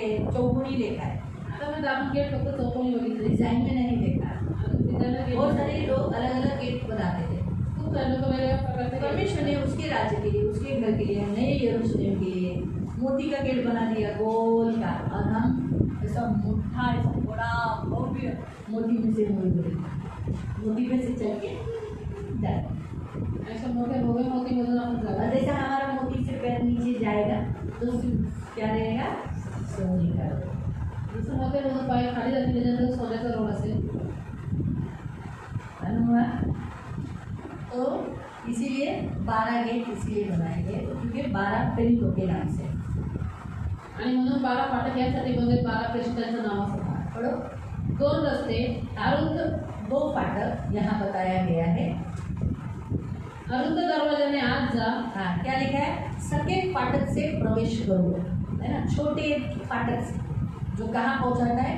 जीवन में. चौड़ा जो फाटक है वो कहाँ लेके जाता है? अनंत विनाश के लिए.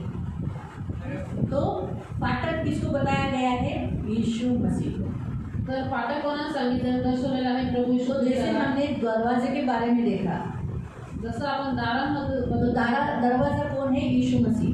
आणि दार कोण आहे? प्रभू तो यीशु. वैसे ही फाटक भी कौन है? यीशु मसीह. तसंच हे फाटक पण प्रभू यीशु तो आहे. अगर परमेश्वर के राज्य के फाटक में अगर आपको एंट्री करना है और आपको इस मोती से भी प्रवेश करके जाना है तो आपको यीशु के पास आना ही पड़ेगा. यीशु को धन्यवाद देना पड़ेगा. यीशु के लिए लाइफ जीना पड़ेगा. आणि तुम्हाला जर देवाच्या राज्यामध्ये फाटकामधून प्रवेश करायचा आहे किंवा मोती या द्वारातून पण आत प्रवेश करायचा तर तुम्हाला प्रभू यीशुकडे यावं लागेल, त्याला धन्यवाद द्यावा लागेल आणि प्रभू यीशु ख्रिस्ताचं जीवन जगावं लागेल. खुश करना पड़ेगा. आपको कुछ बातें छोड़ना पड़ेगा, कुछ बातें त्यागना पड़ेगा. आणि तुम्हाला प्रभूला प्रसन्न करावं लागेल, तुम्हाला काही गोष्टी सोडाव्या त्यागाव्या लागतात. तब वो फाटक खुला रहेगा. आणि त्यावेळेस ते फाटक उघडं असेल. बराबर है. अभी हम भी जब गेट के पास जाते हैं हम किसी को अंदर नहीं लेते. हाँ, सांगा काय है, हम वहीं से प्रेयर कर प्रार्थना नहीं इधर से प्रेयर करते हैं या फिर कुछ बातचीत करके वहीं से करते. हम नहीं लेते किसी को अंदर. आणि कोण आम्ही पण आतमध्ये घेत नाही. किसी को अंदर आते आ जाओ अंदर आओ, हम यहाँ प्रेयर करके भेजते. ऐसा काही नहीं लोक होता. आतमध्ये घेतो या ठिकाणी प्रार्थना करून है ना. तो यीशु ये फाटक है. तर प्रभू यीशु हे एक फाटक कोई आहे. भी सौम्य में आता है तो हम नहीं लेते, लेकिन जो प्रेयर के लिए आते हैं हम ले लेते हैं. आणि कोणी पण आयरे गेले तर आम्ही घेत नाही, पण तुझे प्रार्थनेसाठी येतात त्यांना तो घेतो. आपको समझ में आ रहा है. वैसे ही कोई भी स्वर्ग नहीं जा सकता. यीशु इस फाटक के द्वारा ही स्वर्ग जा सकता. तसंच कोणी पण आयरे गेले स्वर्गात जाऊ शकत नाही, परंतु येशू या फाटकाच्याद्वारेच लोक स्वर्गात जाऊ शकतात. हालेलुया, हालेलुया, हालेलुया, बोले हालेलुया. आपको समझ में आ रहा है. तो जैसे स्वर्ग का दरवाजा यीशु है वैसे ही स्वर्ग का जो फाटक है वो भी यीशु ही है. जसं स्वर्गाचं दार प्रभू येशू आहे तसं स्वर्गाचं जे फाटक आहे ते पण प्रभू येशूच आहे. पढ़ेंगे भजन संहिता 118 आपण अजून स्तोत्र संहिता 118 19-20 19 और 20. त्याचं वचन 19 आणि 20. Psalm 118 स्तोत्र संहिता 118 19 और 20. त्याचं वचन 19 आणि 20. माझ्यासाठी नीतिमत्वाची द्वारे उघडा. हाँ, मेरे लिए धार्मिकता के दरवाजों को खोल दो, फाटक को खोल दो. हिंदी में ऐसा लिखा है, फाटकों को खोल दो. म्हणजे मी त्यातून प्रवेश करून मैं उसमें से प्रवेश करूंगा. परमेश्वराचे उपकार स्मरण करेन. हाँ, तो फाटक क्यों है? नीतिमान धर्मी लोगों को उसमें अंदर प्रवेश करने के लिए. क्या लिखा है? धर्मियों को उसमें से प्रवेश करने के लिए. क्यों? धर्मी लोग सबसे पहले क्या करते हैं? उनके मुंह में क्या रहता है? नीतिमान लोक सगळ्यात पहिले काय करतात? त्यांच्या तोंडात काय असतं? सबसे पहले क्या निकलता है? धन्यवाद. सगळ्यात पहिले धन्यवाद असतो. तो वो फाटक किसके लिए है? धर्मियों के लिए. तो हम ऐसा प्लीज. हे परमेश्वराचे द्वार आहे, यातून नीतिमान प्रवेश करो. हाँ, तो नीतिमान धर्मी ही उसमें से क्या होते हैं? प्रवेश करते हैं. आइज़ाया 60 उसका 11. तो निकालने तक आइज़ाया 60 उसका 11. 60 त्याचं वचन 11. प्रियो, यीशु इस द्वार से सिर्फ धर्मी ही अंदर जा सकते. धर्मी कौन है? जिन्होंने यीशु को उद्धारकर्ता ग्रहण किया है. प्रभु यीशु मेरा उद्धारकर्ता, मेरा प्रभु, मेरा जीवन, जिन्होंने ग्रहण किया है, बपतिस्मा लिया है, प्रभु भोजन ले रहा है और प्रभु से अच्छा रिश्ता बनाया है, वो धर्मी क्या होगा? उस फाटक से अंदर आएगा. समझ में आया? आगे. राष्ट्राची संपत्ती तुझ्याकडे आणावी. हाँ, राष्ट्र की संपत्ति इस फाटक से आएगी. यीशु इस फाटक को कभी बंद नहीं होगा. राष्ट्र की, देश की संपत्ति आएगी. त्यांचे राजे तुझ्याकडे मिळतील आणावे. हाँ, उसके राजे तक परमेश्वर के पास आएंगे, बंदी बनाकर लेकर आएंगे ताकि उसकी सेवा करे. जो नहीं करेगा, यीशु की सेवा नहीं करेगा, वो क्या हो जाएंगे? नष्ट हो जाएंगे. तो फाटकों से जो प्रवेश नहीं करेगा यीशु इस फाटक से, वो नष्ट हो गए. और जो बंदी बनाकर लाते हैं वो यहाँ पर क्या हो जाते हैं? स्वतंत्र हो जाते. आपको समझ रहे हैं? हार्ड पड़ रहा है क्या? हाँ, सच्ची ना? ठीक है, आगे हम जाएंगे. म्हणून तुझ्या विषयी सतत उभे राहा. भजन संगीता 107 आणि स्तोत्र संहिता 107 उसका 16। त्याचं वचन 16, कारण त्याने पितळेची जाळे फोडली हाँ व लोखंडाचे अडसर तोडून टाकला। हाँ, उसने पीतल का फाटक तोड़ दिया। तो आपको यहाँ बताया गया है कि पीतल का भी फाटक होता है। तुम्हाला इथं सांगितलं आहे की पितळेचं पण फाटक असतं। फिर हम पढ़ेंगे प्रोवर्ब्स 8 का 34। आपण वाचून नीतिसूत्रे अध्याय 8 त्याचं वचन 34। प्रोवर्ब्स 8:34। शायद आपको कंटाला है, इसलिए क्या करो, जो लोग को ढूंढने को तकलीफ होता है आप सुन सकते हो, सुन लो। 8:34। जो माझ्या दारांशी नित्य जागत राहून हाँ, जो मेरे फाटक पर नित्य जगा रहता है, माझ्या दारांच्या खांबाजवळ उभा राहून हाँ, मेरे द्वार के खंभों पर खड़ा रहता है, माझे ऐकतो तो धन्य आहे। हाँ, जो मेरा सुनता है वो धन्य है। इसीलिए प्रभु के पास आना, प्रभु का वचन सुनना, ये अच्छा है, वो व्यक्ति धन्य है। आणि म्हणून प्रभूकडे येणं, प्रभूचं वचन ऐकणं हे तर व्यक्ती धन्य आहे। 2 खंबे यानी बाइबल, जुना करा नया करा। आणि 2 खांब म्हणजे बायबल, जुना करा आणि नवीन करा। परमेश्वर के फाटक के अंदर 2 खंबे हैं, वो उनसे है जुना करा नया करा। तो वचन के द्वारा ही आज जो होता है उस फाटक से, द्वार से भीतर प्रवेश करेगा। मतलब जो वचन ध्यान से सुनेगा, वचन का मनन करेगा, वो व्यक्ति धन्य है। आणि म्हणून परमेश्वराच्या राज्यामध्ये जे 2 खांब आहे दारापाशी, ते नवा करार आणि जुना करार आहे। म्हणून जो व्यक्ती वचन ऐकतो तो त्या फाटकातून वचनाद्वारे प्रवेश करतो आणि जो ऐकतो तो धन्य होतो। अब बाइबल के अनुसार अगर हम देखेंगे तो फाटकों में क्या क्या काम होता है। तर बायबलच्या अनुसार आपण जर बघितलं तर फाटकात कशी काय काय काम होतं। फाटक यानी गेट पर अभी बाइबल के अनुसार अगर हम सबसे पहला देखेंगे तो मसीहों के गेट के ऊपर स्वर्गदूत होते हैं।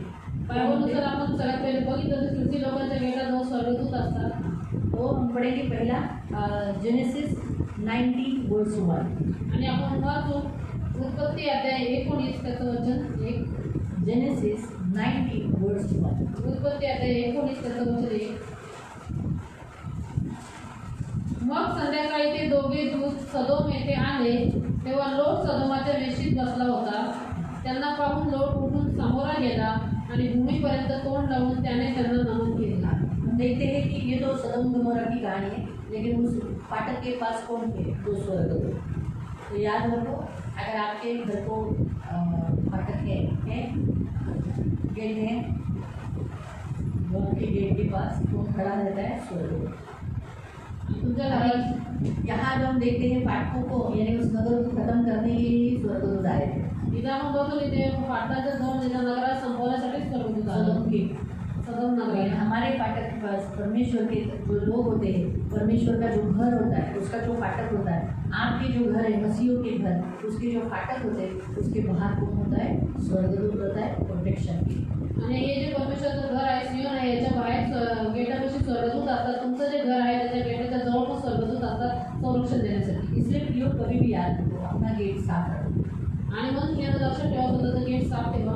स्वर्गदूत कहाँ होते हैं मैं बता रही स्वर्गदूत कुठे कुठे असं मी हूँ। सांगेन। गेट के पास, एक गेट जवळ, दूसरा आंगनों में, दुसरा अंगणामध्ये, तीसरा आपके घर के अंदर, तिसरं तुमच्या घराच्या आतमध्ये, चौथा आपके बेड के पास, चौथं तुमच्या बेडरूममध्ये, पांचवा आपके वॉशरूम, आप जहाँ टहलते हो वहाँ, या फिर आप अगर प्रेयर जहाँ करते हो, आपके घर में भी आपका प्रेयर का एक जगह होगा, घरामध्ये तुमची प्रार्थना करायचं ठिकाण असतं। आप उसी पर वही जगह पर, शायद आप हॉल में प्रेयर करते हो, बेडरूम में आपके चुना हुआ, आप वहीं पर बैठकर प्रेयर करते हो, फैमिली मिलकर या अकेले का प्रेयर मिलकर, वहाँ पर स्वर्गदूत होते। जिथं तुम्ही प्रार्थना करता, एकटे करता किंवा कुटुंब मिळून करता, तिथं स्वर्गदूत असतात। तो जब स्वर्गदूत को लाइट नहीं हो, लाइट हो रहते थे, स्वर्गदूत लाईट असून सुद्धा इथे राहतात। लेकिन घर फाटक स्वच्छ होना चाहिए। परंतु घराचं फाटक स्वच्छ असलं पाहिजे। दूसरा आंगन स्वच्छ रहना चाहिए, दुसरं अंगण स्वच्छ असलं पाहिजे। घर स्वच्छ होना चाहिए, घर स्वच्छ असलं पाहिजे। वॉशरूम साफ होना चाहिए। तुमचं जे वॉशरूम आहे ते साफ असलं आपका पाहिजे। जो घर में जहाँ टहलते हो, जहाँ प्रेयर के लिए बैठते हो, वो साफ होना चाहिए। जिथं तुम्ही घरामध्ये चालता फिरता जिथं प्रार्थनेसाठी बसता ते सगळं स्वच्छ असलं क्योंकि पाहिजे। जहाँ अशुद्ध होता है वहाँ स्वर्गदूत नहीं रहते। का काय जिथं अशुद्धता तिथं स्वर्गदूत नाही राहत। जहाँ क्लीननेस होता है वहाँ परमेश्वर भी रहता है, वहाँ स्वर्गदूत भी रहते हैं। आणि जिथं स्वच्छता असते तर देव पण राहतो आणि स्वर्गदूत पण राहतो। आपको लैट्रिन है, वॉशरूम में आपको क्यों साफ करने को कहती हूँ? क्योंकि परमेश्वर जुने करार में भी बताया है कि आपका जब भी आप मल साफ करने जाते हो तो उसे ढाप दो, जैसे बिल्ली कैसी करती है वैसा। क्यों? तो वैसे अभी तो हम लोग बाहर नहीं जाते, मल डालने के लिए। लेकिन हम हमारे क्लोसेट में जो करते हैं वो क्लोसेट साफ रखना चाहिए, बाथरूम साफ रखना चाहिए। क्यों रखना चाहिए? क्योंकि परमेश्वर का आत्मा हमारे घर में मंडलाता है। मी तुम्हाला का सांगितलं, टॉयलेट तुमचं बाथरूम स्वच्छ ठेवा, कारण की जुन्या काळामध्ये इस्रायल लोकांना पण देवाने आज्ञा दिलेली की ज्यावेळेस तुम्ही लोक मळ काढायला जा त्यावेळेस तो मातीने झाकून टाका, का कारण की मी तुमचा देव तुमच्या छावणीमध्ये वास करतो। तसंच आपल्या घरामध्ये देव फिरत असतो, त्याचा वास होत असतो, म्हणून या सगळ्या गोष्टी आपल्याला स्वच्छ करायच्या। तो अपने घर में कोई ऐसी गलत काम होने मत दो। आपल्या घरामध्ये कुठली अशी वाईट कामं होऊन देऊ नका। तो ये हमारे बेड के बाजू में भी स्वर्गदूत खड़े रहते हैं, आणि आपल्या बेडच्या बाजूला तो स्वर्गदूत ताकि आहे। आप सोते हो तो आपका प्रोटेक्शन करते हैं। का कारण की ज्यावेळेस तुम्ही झोपता ते तुमचं संरक्षण इसलिए करतात। बाइबल में लिखा है कि बेड के ऊपर कोई भी गलत बातें नहीं करना है, आणि म्हणून बायबलात लिहिलेलं आहे की तुमच्या किसी की निंदा नहीं करना है, कोणाची निंदा करू नका, कोई गलत सोचना नहीं। कुठलाही चुकीचा विचार करू नका। क्योंकि बेड के बाजू में कौन होते? स्वर्गदूत हमारे तलवार लिए हुए, हमारे घेर में कोई हमें रात को हम सोए, अच्छा सोए। का कारण की आपल्या बेडच्या बाजूला स्वर्गदूत असतात तलवार घेऊन, कारण की आपण रात्री चांगली झोपा, आपली सुरक्षा करतो। मालूम हुआ? समझ में आया? तो इसीलिए प्रियो, प्रभु के वचन के अनुसार यहाँ जो बाइबल में बताया गया है कि स्वर्गदूत हमारे गेट के पास होते हैं। आणि म्हणून प्रियानं प्रभूच्या वचनानुसार बायबलमध्ये इथे सांगितलेलं आहे की स्वर्गदूत आपल्या फाटकाजवळ असतात। फिर फाटकों का बाइबल में कैसे इस्तेमाल किया गया? आणि फाटकाचा बायबलमध्ये कसा वापर केला गेला? डिटरोनॉमी चैप्टर 21 उससे 18 से 21 में पढ़ सकते हैं। आणि अनुवाद अध्याय 21 त्याचा 18 ते 21 मध्ये तुम्ही वाचू जो शकता। माता पिता अपने बच्चे जो हट्टी है, जिद्दी है, उन्हें वो क्या करते थे? फाटक पर बैठे हुए न्यायियों के पास लाते थे और कहते थे ये हमारा बेटा है ना, ये पियक्कड़ है, बहुत तकलीफ देता है, बहुत हानि करता है। तो फिर उस फाटक पे कौन बैठते थे? न्यायी। वो उसका न्याय करते थे और उसे पत्थरबाज करके मार देते थे। आणि जे मुलं हट्टी जिद्दी होते, आई वडिलांचं ऐकत होते, त्यावेळेस ते आई वडील त्याला धरून वेशीमध्ये आणायचे, फाटकासमोर आणि तिथे न्यायी बसलेले असायचे आणि त्यावेळेस ते न्यायी त्या मुलांचा न्याय करायचे। तो फाटक न्याय को दर्शाता है, वहाँ न्यायी लोग बैठकर न्याय करते हैं। तर फाटक हे न्यायाला दर्शवतो, तिथे न्यायी लोक बसून न्याय करतात। तो वैसे ही प्रियो यीशु ये फाटक है। आत्मिक रीति से मैं आपको बता रही क्योंकि अभी हमको कैसे आपको समझे, क्योंकि आप में से बहुत लोगों को नींद का तकलीफ हो रहा है, तो इसलिए आपको शॉर्ट में बता रही, इसलिए एक्सप्लेनेशन बता रही। तो आपको यीशु ये फाटक है, इस फाटक के पास प्रभु न्याय करेगा, किसको लेना, किसको नरक डालना। आणि म्हणून येशू हे जे फाटक आहे, त्याच्या बाहेर तो बसलेला आहे, म्हणून प्रभू येशू न्याय करत, कोणाला स्वर्गात नेणार किंवा कोणाला नरकात। रूत तीसरा पॉइंट, रूत अध्याय 4 उसका 1 से 11 में हम देखते हैं। हे अध्याय 4 त्याचं 1 ते 11 मध्ये आपण बघतो बोझ रूत के लिए उन फाटक पे बैठे हुए न्यायाधीशों के पास गया और अपना हक उसको छुड़ाया। किसको छुड़ाया?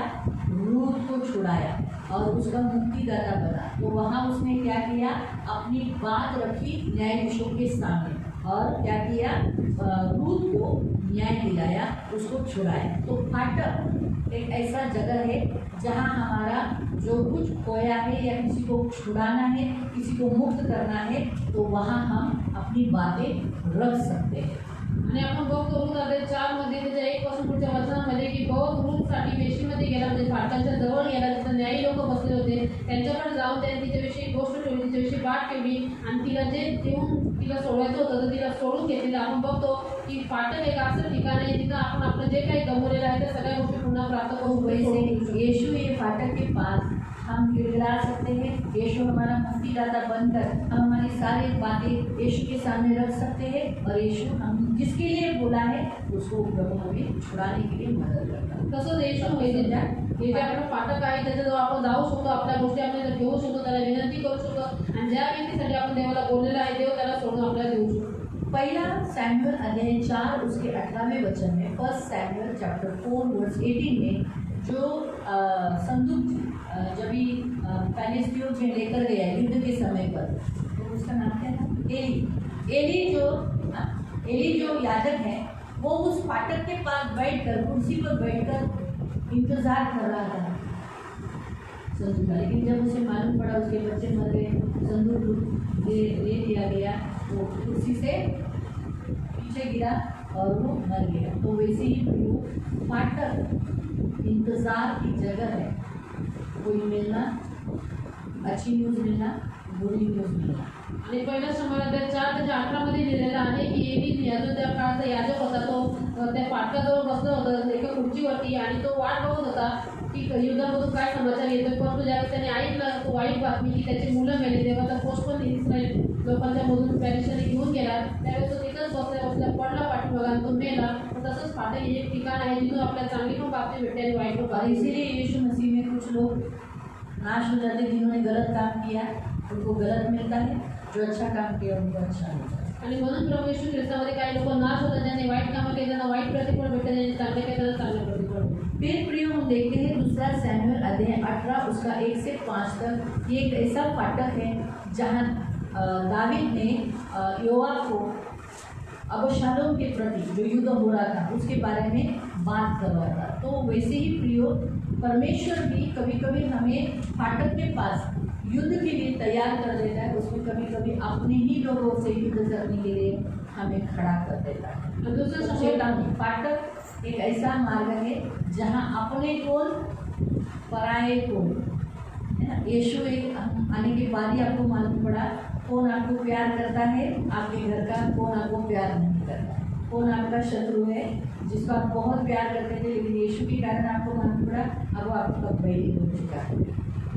तो यीशु इस फाटक के द्वारा ही किससे लड़ना किससे नहीं लड़ना ये मालूम पड़ता है। आणि मग दुसऱ्या शब्दामध्ये 18 मध्ये आपण बघतो की दाविदाने आपलाच मुलगा जो आहे अबशालोम याच्या विरुद्ध युद्ध करण्याची यहोवाला योजना करायला सांगितली. तर तसंच येशू हे जे फाटक आहे याच्या जवळ प्रभू येशू आपल्याला आपण युद्ध करण्याची योजना बनायला सांगतो. कोणाशी आपल्याला लढायचं आहे, कोणाशी नाही लढायचं. आपण येशूमध्ये आल्याच्या नंतर आपल्याला माहिती पडलं की ज्यांना आपण चांगले समजवतो, आपले समजवते ते तर शत्रू निघाले. दूसरा सैमुएल अध्याय 19 उसका 1 से 8 तक जब युद्ध जीत गया तो यही दावीद फाटक के पास आकर सबको क्या किया, ग्रीट किया। यानी पहले वो आनंदित नहीं, सबको आनंद ही मना रहा था, लेकिन उस फाटक के पास आकर उसने आनंद उत्सव किया। तो प्रियो आज हम सब भी हमें न्याय मिलने के बाद, हम भी विजय पाने के बाद, प्रार्थना होने के बाद, हमें उत्तर मिलने के बाद हम भी कहाँ जाते हैं, फाटक के पास ही जाते और प्रभु को क्या करते, आनंद उत्सव करके धन्यवाद देते। आणि दुसऱ्या शब्दामध्ये 19 मध्ये तुम्ही वाचू शकता की 8 वचनामध्ये की दावीद राजा जो विजयामुळे आनंद करत नव्हता कारण की त्याचा पुत्र युद्धात मारला गेलेला. म्हणून काय झालं की ज्यावेळेस त्याचे सरदार बोलले त्यावेळेस तो ह्याच फाटकाच्या जवळ आला, त्याने आनंद केला, लोकांना शांती दिली, सांत्वना दिला. तर त्याच पद्धतीने आपल्याला पण जय भेटतो. तर त्यावेळेस आपण पण फाटकाच्या जवळ जातो आणि आनंद उत्सव करतो. एस्तर रानी के अध्याय में दूसरे अध्याय में पढ़ सकते हैं, राजा के विरुद्ध में फाटक में क्या किया गया, राजा के विरुद्ध उसको मार डालने का षड्यंत्र रचा गया। आणि एस्तर राणीच्या दुसऱ्या अध्यायामध्ये तुम्ही बघू शकता की राजाच्या विरुद्ध त्याला मारण्यासाठी षड्यंत्र फाटकाच्या जवळ उसे पकड़ा गया, उन लोगों को पकड़ा गया त्या लोकांना पकडलं गेलं. और जो मर्दखै उस फाटक पर क्या करता था, आणि जो मर्दखै त्या फाटकावरती काय करायचं, सेवा करता था, सेवा करायचं. उसे ऊंचा स्थान दिया। आणि त्याला उंच स्थान दिलं गेलं. जब बाद में राजा को मालूम पड़ा ना कि उसे किसने दिया, किसने बचाया, तो उसे क्या किया गया, बड़ा स्थान, उसका आभूषण, उसको उसके वस्त्र पहनाए गए। तो प्रियो आज प्रभु भी हमसे यही कहते हैं, जब हम भी अपने राजा के प्रति विश्वसनीयता देते, अपने राजा को नाश होने नहीं देते, अपने राजा की तरफ से हम खड़े रहते, तो हम भी जो उसके फाटक पर पहरुए हैं काम करते हैं, वो पहरुआ था ना उस फाटक पर काम करता था, तो हमें वो क्या करता है, हमारा मान सम्मान करता है, हमें ऊंचे स्थान पर ले जाता है। तसं मर्दखै राजाच्या फाटकाच्या जवळ होता, तो तिथं ड्युटी करत होता, पण त्याने राजाचे प्राण वाचवले, त्याला मरून दिलं नाही. तसंच आपण पण आपल्या ईश्वर राजाच्या फाटकाजवळ ज्यावेळेस उभे असतो, आपण त्याचा नाश होऊन देतो, त्याच्या राज्यासाठी आपण काम करतो, त्याचं राज्य वाचवतो, त्यावेळेस ते आपल्याला उंच करतो, आपला पण मान सन्मान करतो. असं मर्दखै अधोलोक के फाटक कलीसिया पर प्रबल नहीं हो गए, तो इसलिए अधोलोक को भी फाटक है। आणि अधोलोकाचे फाटक मंडळीवरती प्रबळ होणार नाही, याचा अर्थ अधोलोकाला पण गेट आहे. तो जैसे स्वर्ग को, परमेश्वर के राज्य को फाटक है यीशु मसीह, तो वैसे ही नरक को भी फाटक है। लेकिन दोनों फाटकों में फर्क क्या है कि परमेश्वर की कलीसिया जो है, तो कलीसिया क्या है, फाटक है। कलीसिया क्या है, स्वर्ग के राज्य में जाने के लिए एक ऐसा फाटक बनाया है जिसके द्वारा हम क्या कर सकते हैं, अंदर एंट्री कर सकते हैं, परमेश्वर के पास जा सकते हैं। आणि जसं देवाच्या राज्याला फाटक आहे तसंच अधोलोकाला पण फाटक आहे, परंतु देवाच्या राज्याचं जे फाटक आहे ते मजबूत आहे, म्हणजे मंडळी आहे. आणि मंडळी एक असं फाटक आहे जिच्याद्वारे आपण देवाच्या राज्यामध्ये प्रवेश करू शकतो. हालेलुया। लेकिन अधरों के फाटक कभी भी कलीसिया के ऊपर प्रबल नहीं होंगे। इसलिए कलीसिया में हमेशा जिस कलीसिया में प्रभु को प्रथम स्थान दिए, प्रभु को महिमा मिलती है, स्तुति आराधना होती है, प्रार्थना होती है, उपवास ज़्यादा होते हैं, लोगों के लिए मध्यस्थी की जाता है, प्रभु को भेंट चढ़ाया जाता है, उस कलीसिया के ऊपर कभी अधरों के फाटक प्रबल नहीं होते। ज्या ज्या मंडळीमध्ये प्रभूला प्रथम स्थान दिलं जातं, प्रार्थना होते, उपवास प्रार्थना होते, लोकांसाठी मध्यस्थी केली जाते, दान दशांश दिलं जातो, त्या मंडळीवरती अधोलोकाचे फाटक कधी प्रभाव होत नाही। वचन में कभी भी तडजोड नहीं करने का। वचनामध्ये कधी कुठे तडजोड नाही करायची। मंडळी जैसा है वैसा सिखाओ। तो एग्जाम्पल्स लो समझाने के लिए, लेकिन इसी का द्वारा यही लेकर सिखाओ।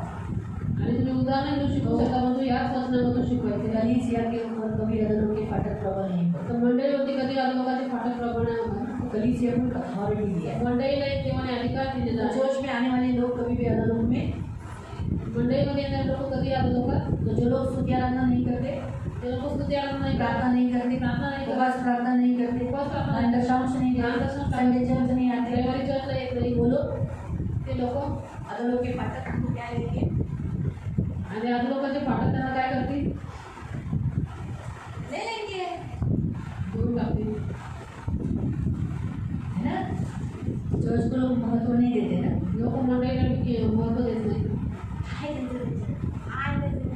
क्या जाने बाबा से या कितनी गर्मी है, पावसाळी किती पाऊस बारिश में देखो कितनी बारिश है, किती थंडी वाटते। ठीक है, तो मैं कह रही कितना ठंडी है। आता तिन्ही ऋतू तो बनवले ते देवानेच बनवले, काय नहीं करू शकत तीनों त्याला। सीजन परमेश्वर ने बनाए, उसको चेंज नहीं कर सकते, बंद नहीं कर सकते, वो प्रभु के।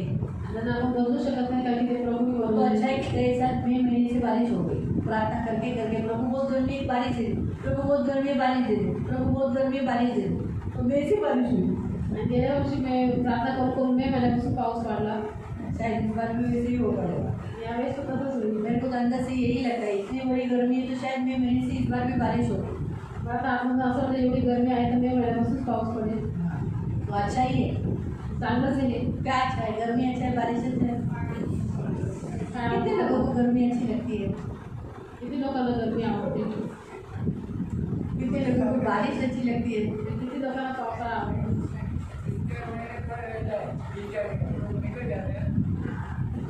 बारिश ज़्यादा है। कुछ भी हो, सिर्फ इतना होता है कि कपड़े गीले होते हैं, हम इसीलिए थोड़े से ये हो जाते हैं, लेकिन बारिश में हमारा यात्रा होता है, सारे काम हो जाते हैं, धूल नहीं रहती। गर्मी में देखो 2 बार झाड़ू मारना पड़ता है, गर्मी में 2 बार झाड़ू मारावा लागतो। शाम तक मीठी मीठी लगती पैर, संध्याकाळपर्यंत माती लागते पायाला। मुझे इसको बोलना है, चप्पल पैर को नहीं, चप्पल को ही लग रही है, जाके झाड़ू मार, एक तरह हम झाड़ू मारायला क्या करेगा? कितना डस्टिंग करना पड़ता है रोज धूळ साफ करावं लागते। बारिश में ये प्रॉब्लम नहीं रहता है, पावसामध्ये अच्छा एका क्लाइमेट मिलता है। चांगलं वातावरण। ठीक है, तो इसीलिए प्रियो हमें चर्च में आना जरूरी है। चर्च बहुत ज़रूरी है, क्योंकि चर्च के कारण ही हम लोग नरक नहीं जाए। आणि म्हणून प्रियांना आपल्या मंडळीमध्ये येणं फार गरजेचं आहे, आणि मंडळी फार गरजेचं आहे का, कारण की मंडळीमध्ये येतो म्हणूनच आपण नरकात जाणार। तभी हम 7 फाटक देखने वाले। आता आपण 7 फाटक बघणार आहोत। कितने बाइबल के अनुसार। बायबल अनुसार। किसी को कोई प्रश्न? तुम्हाला काही प्रश्न याच्यावरती? अभी जो सीखा इस पे आता जे शिकलो याच्यावरती कळालं का तुम्हाला मी काय म्हणते? प्रश्न विचारू का? प्रश्न पूछो आप लोगों को। पूछो, एक ही जन एक ही उत्तर देने का, फिर दूसरी बार नहीं बोलते। एक एक जण एक एकच उत्तर द्यायचं, दुसऱ्या जणाला बोलायचं। ठीक। आज हमने एकनाथ भाऊ, आज आपण कशाबद्दल शिकलो?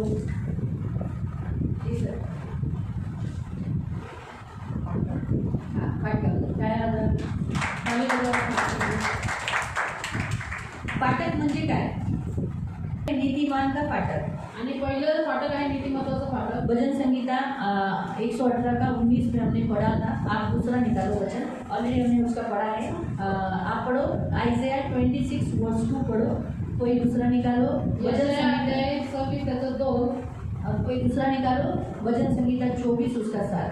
आणि कोणी दुसऱ्याने काढा स्तोत्र संहिता 24 त्याचं तो 7. भजन संहिता 118 का 19 और 20 में हमने पढ़ा था कि नीतिमान इस फाटक से प्रवेश करते हैं तो इन फाटकों को नीतिमान कहते हैं। तो धर्मी लोग जिस फाटक से प्रवेश करते हैं, जिस गेट से आते हैं, वो धर्मियों का गेट कहा जाता है। आणि नीतिमान जेव्हा फाटामधून प्रवेश करतात, जेव्हा फाटामधून येतात, ते नीतिमानांचं फाटक म्हटलं जातं. यशाया 26:2।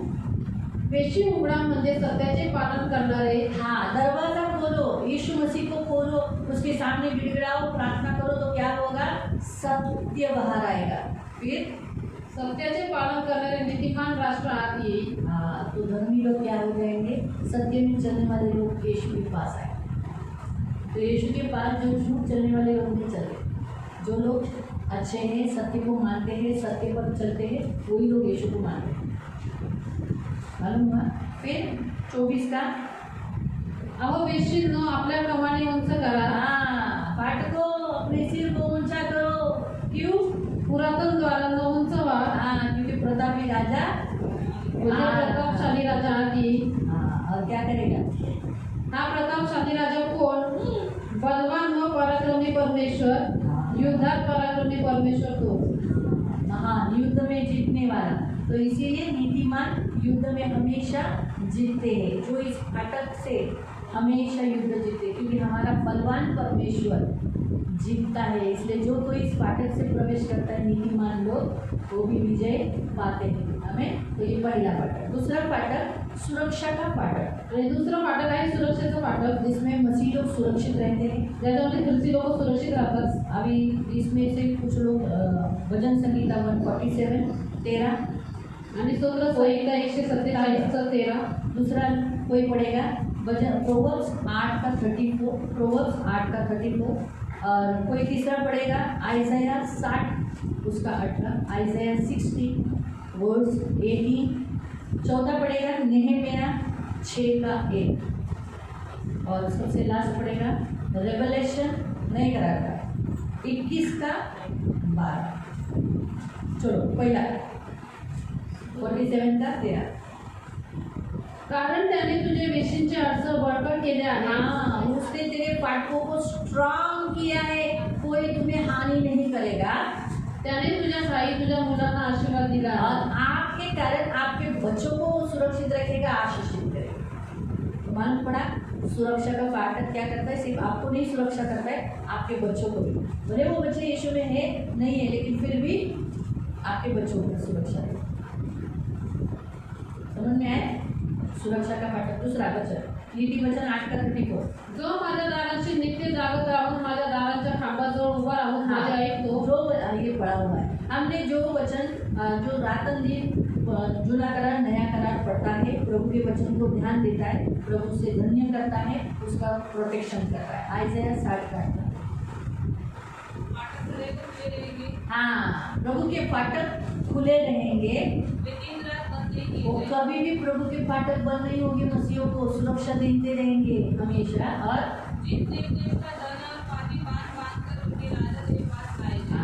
पाती पाती बांधकर धन राजा सब इस फाटक से क्या किया जाएगा? लाया जाएगा, लेकिन तुम्हारी कोई भी हानि नहीं होगी। नेहमिया 6 का 1।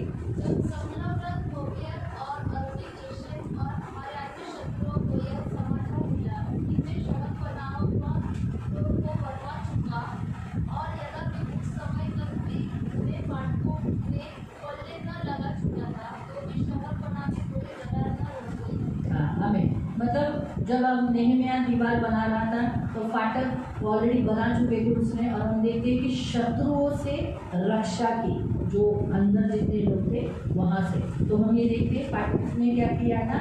शहर बनाने के लिए फाटक उन शत्रुओं से बचाया था। रेवलेशन 21:12।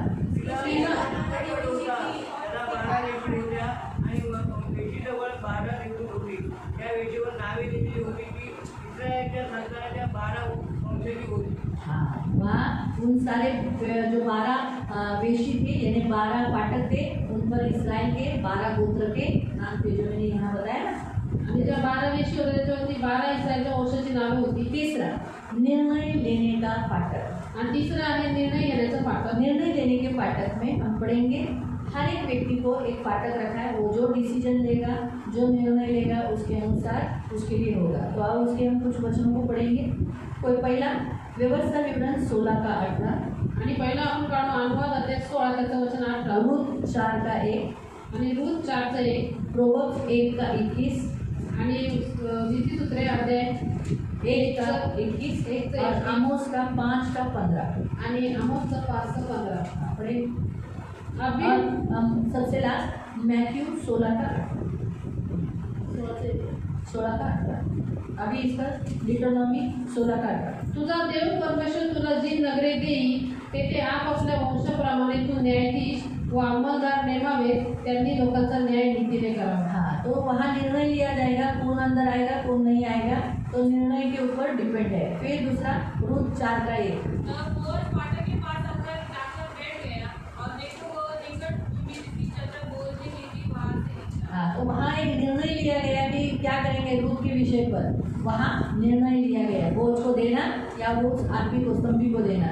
नीति वचन 1 का 21। वो नीट बनकर अपने जगह हुआ थी अपने पाठों पर अपनी बातें करती। हाँ, तो वहाँ वो अपने लोगों से बताती है, अभी भी समय है, बुद्धि लो, ज्ञान आओ, मेरे पास आओ, लौट आओ। वो पुकारती है, बुद्धि क्या करती है, पुकारती है उस फाटक के पास, अभी भी समय है। आमोस 5 का 15। बुराई से डर और भलाई से प्रीति रखो और फाटक में न्याय को स्थिर करो। हाँ, ये निर्णय प्रभु चाहता है कि अगर उसके अनुसार तुम करोगे, जो निर्णय तुम लोगे उसके अनुसार होगा। मैथ्यू 16 का 18। मैं तुझे यह भी कहता हूँ कि तू पतरस में और इसी चट्टान पर मैं अपनी कलीसिया बनाऊंगा और नगरों के फाटकों को खोलूंगा। हाँ, तो ये निर्णय होगा, आप जो नीतिमान धर्मी बनोगे तो चर्च में रहोगे, और अगर धर्मी नहीं है, निर्णय लिया तो आदमी के फाटक पे जाओगे। आणि म्हणून तुम्ही जर निर्णय घ्या नीतिमान बनण्याचा, तर तुम्ही मंडळीमध्ये राहणार, आणि जर तुम्ही नीतिमान नाही बनण्याचा निर्णय घ्याल तर आप लोकांच्या द्वारावर चौथा स्तुति का फाटक, आणि चौथा आहे स्तुतीचं फाटक। जो हमने भजन संगीता 100 का 4 पढ़ा था, आणि ते आपण स्तोत्र संहिता 100 वाचलेलं, 118 का 20, 118 20, कोई दूसरा पढ़ेगा 60 का 11, आणि कोणी दुसरा वाचेल स्तोत्र संहिता 60 11, हाँ, और यशायाह का 60 का आणि यशाया अध्याय 60 11, भजन संगीता 87 का 2, स्तोत्र संहिता 87 का 2 और हिब्रू का 13 का 15। आणि इब्री लोक स्तोत्र अध्याय 13 15। पढ़े। शत्रूपासून तू आमची सुटका कर, कारण मनुष्याचे सहाय्य केवळ व्यर्थ आहे। 118-20 नाही, आहे। भजन संगीता 118 का 20। यहोवा का द्वार यही है, इससे धर्मी प्रवेश करेगा। हाँ, स्तुति है परमेश्वर का द्वार है, इसी से धर्मी क्या होते हैं, प्रवेश करते हैं। फिर आइज़ाया 60 का 11।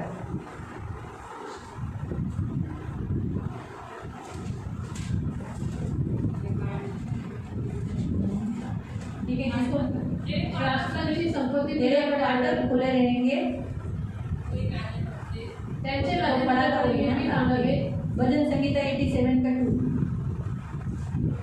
यहोवा याकूब के अन्य सब निवासस्थानों से बढ़कर सिय्योन के फाटक से प्रीति रखता है। आमीन। स्तुति का फाटक और हिब्रू 13 का 15।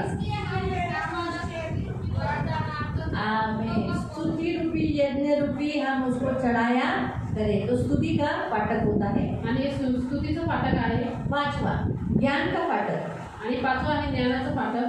परमेश्वर ज्ञान का फाटक देता है, देव ज्ञानाचं फाटक देतो। इसके द्वारा बाइबल में बताता है। नीति वचन 8 का 3, आणि नीतिसूत्रे अध्याय 8 त्याचं वचन 3, जॉब 29 का 7, आणि इयोब अध्याय 29 ते 7, भजन संगीता 127 का 5 आणि स्तोत्र संहिता 127 ते 5, और नीति वचन 31 का 23। आणि नीतिसूत्रे 31 ते 23। तो पहले पढ़े 8 का 3 नीति वचन। फाटकों के पास नगर से बैठाओं में और द्वारी में कोई पूछा सवाल से कहती है, हे मनुष्यों के, मैं तुमको पुकारती हूँ और मेरी बात सब आदमियों के लिए है। हाँ, हे बोलो बस एक मिनट। क्या लिखा है कि ज्ञान पुकारती है कि क्या कर रही है, फाटकों के पास आओ और भोलापन छोड़ दो और अपने प्राण को बचाओ। आणि ज्ञान आपली घोषणा करते की तुम्ही भोळे आहात, ते तुम्ही माझ्याकडे या, तुमचं भोळेपणा सोडा आणि ज्ञान माझ्याकडून घ्या। अय्यूब 29:7। मैं नगर के उसे क्या मिलता था? ज्ञान मिलता था। फिर भजन संगीता 127 का 5। स्तोत्र संहिता 127 का 5। त्यागी धन्य है वो पुरुष जिसने आपके कर्मों को से बोल लिया, वो फाटक के पास शत्रुओं से बातें करे। आमीन। उसको ये ज्ञान आ गया कि अगर बच्चे हैं तो शत्रुओं से बात कर सकता है ना? नहीं तो लोग क्या बोलेंगे, अरे तुला तो धड़े को लगा तो नहीं झाला, काय आमच्याशी बात नहीं करतो धंधे, है ना? तो इसीलिए ज्ञान का फाटक उसके लिए खुल गया। नीति वचन 31 का 23। नगर के प्रवेशद्वार की सभा में जो उत्तम पति देश के प्राचीन के साथ बैठता है तो सम्मान पाता है। आमीन। तो ज्ञान मिला उसकी पत्नी के कारण। आमीन। उसको क्या मिला? सम्मान मिला। 6 फाटक स्वर्गाचे फाटक। आणि 6वं फाटक आहे स्वर्गाचं फाटक। स्वर्गाचे फाटक उसका भी वचन पढ़ लेंगे। रेवलेशन 21 का 25, आणि प्रकटीकरण अध्याय 21 का 25, 22 का 14, आणि 22 का 14, मत्ती 7 का 14, मत्ती अध्याय 7 का 14, लूक 13 नीचे, रेवलेशन 3 का 12। आणि प्रकटीकरण 3 का 12। तिच्या वेशी दिवसा बंद होणारच नाही, रात्र तर तेथे नाही। हाँ, स्वर्ग के राज्य में फाटक हमेशा खुला रहेगा। आमीन। 22 का 14, आपल्याला जीवनाच्या झाडावर अधिकार मिळावा व वेशीतून नगरीत आपले जाणे व्हावे, म्हणून जे आपले जगे धुतात ते धन्य। आमीन। तो जो कोई दरवाजे से फाटक से प्रवेश करेगा वो अपने कपड़ों को वहाँ पर धोएगा। 7 का 14, छोटा है तो फाटक और सकरा है वो मानव जीवन की ओर ले जाता है। हाँ, वो है यीशु।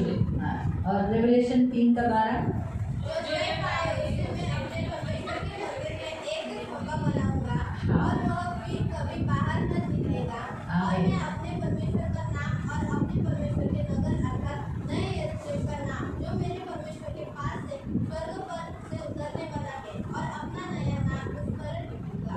तो क्या लिखा है यहाँ पर? स्वर्ग में भी फाटक है, तो स्वर्ग का फाटक। और सबसे लास्ट न्याय का फाटक। आणि सगळ्यात शेवटचं म्हणजे न्यायाचं फाटक। न्याय करता है वहाँ, परमेश्वर न्याय करता है। तिथं देव न्याय तो करतो। उसके भी वचन पढ़ेंगे। आमोस 5 का 10, आमोस अध्याय 5 त्याचं वचन 10 24 भी वचन। आणि त्याचंच वचन 24 वर। जकरिया जकर्या 8 का 16 8चं 16 और साम 9 का 13 आणि स्तोत्र संहिता अध्याय 9 त्याचं 13। पढ़े। हाँ, 5 से 10 आणि 24। वेशी हितबोध करणाऱ्यांचा ते द्वेष करतात, सात्विकपणे बोलणाऱ्यांचा मीठ मानतात, न्याय पाण्याप्रमाणे व नीतिमत्ता प्रचंड धोंड्याप्रमाणे वाहू। हाँ, इसलिए न्याय का फाटक ऊपर आएगा। फिर आगे 24 मतलब अभी पढ़े जकरिया 8 का 14। जो काम तुम करना चाहते हैं वे ये है कि एक दूसरे के साथ सत्य बोलना करना, अपनी चतुराइयों से सच्चाई का और नाती का न्याय करना, और अपने अपने मन में एक दूसरे की हानि की कल्पना न करना, और उनकी शपथ से ना रखना, क्योंकि इन सब कामों से बस। मैं गुनाह करता हूँ। बस थोड़ा। तो परमेश्वर जकरिया अध्याय 8 के 16 के अनुसार परमेश्वर बताता है न्याय का फाटक। और सबसे लास्ट कौन सा बताया ना? साम 9 का 13।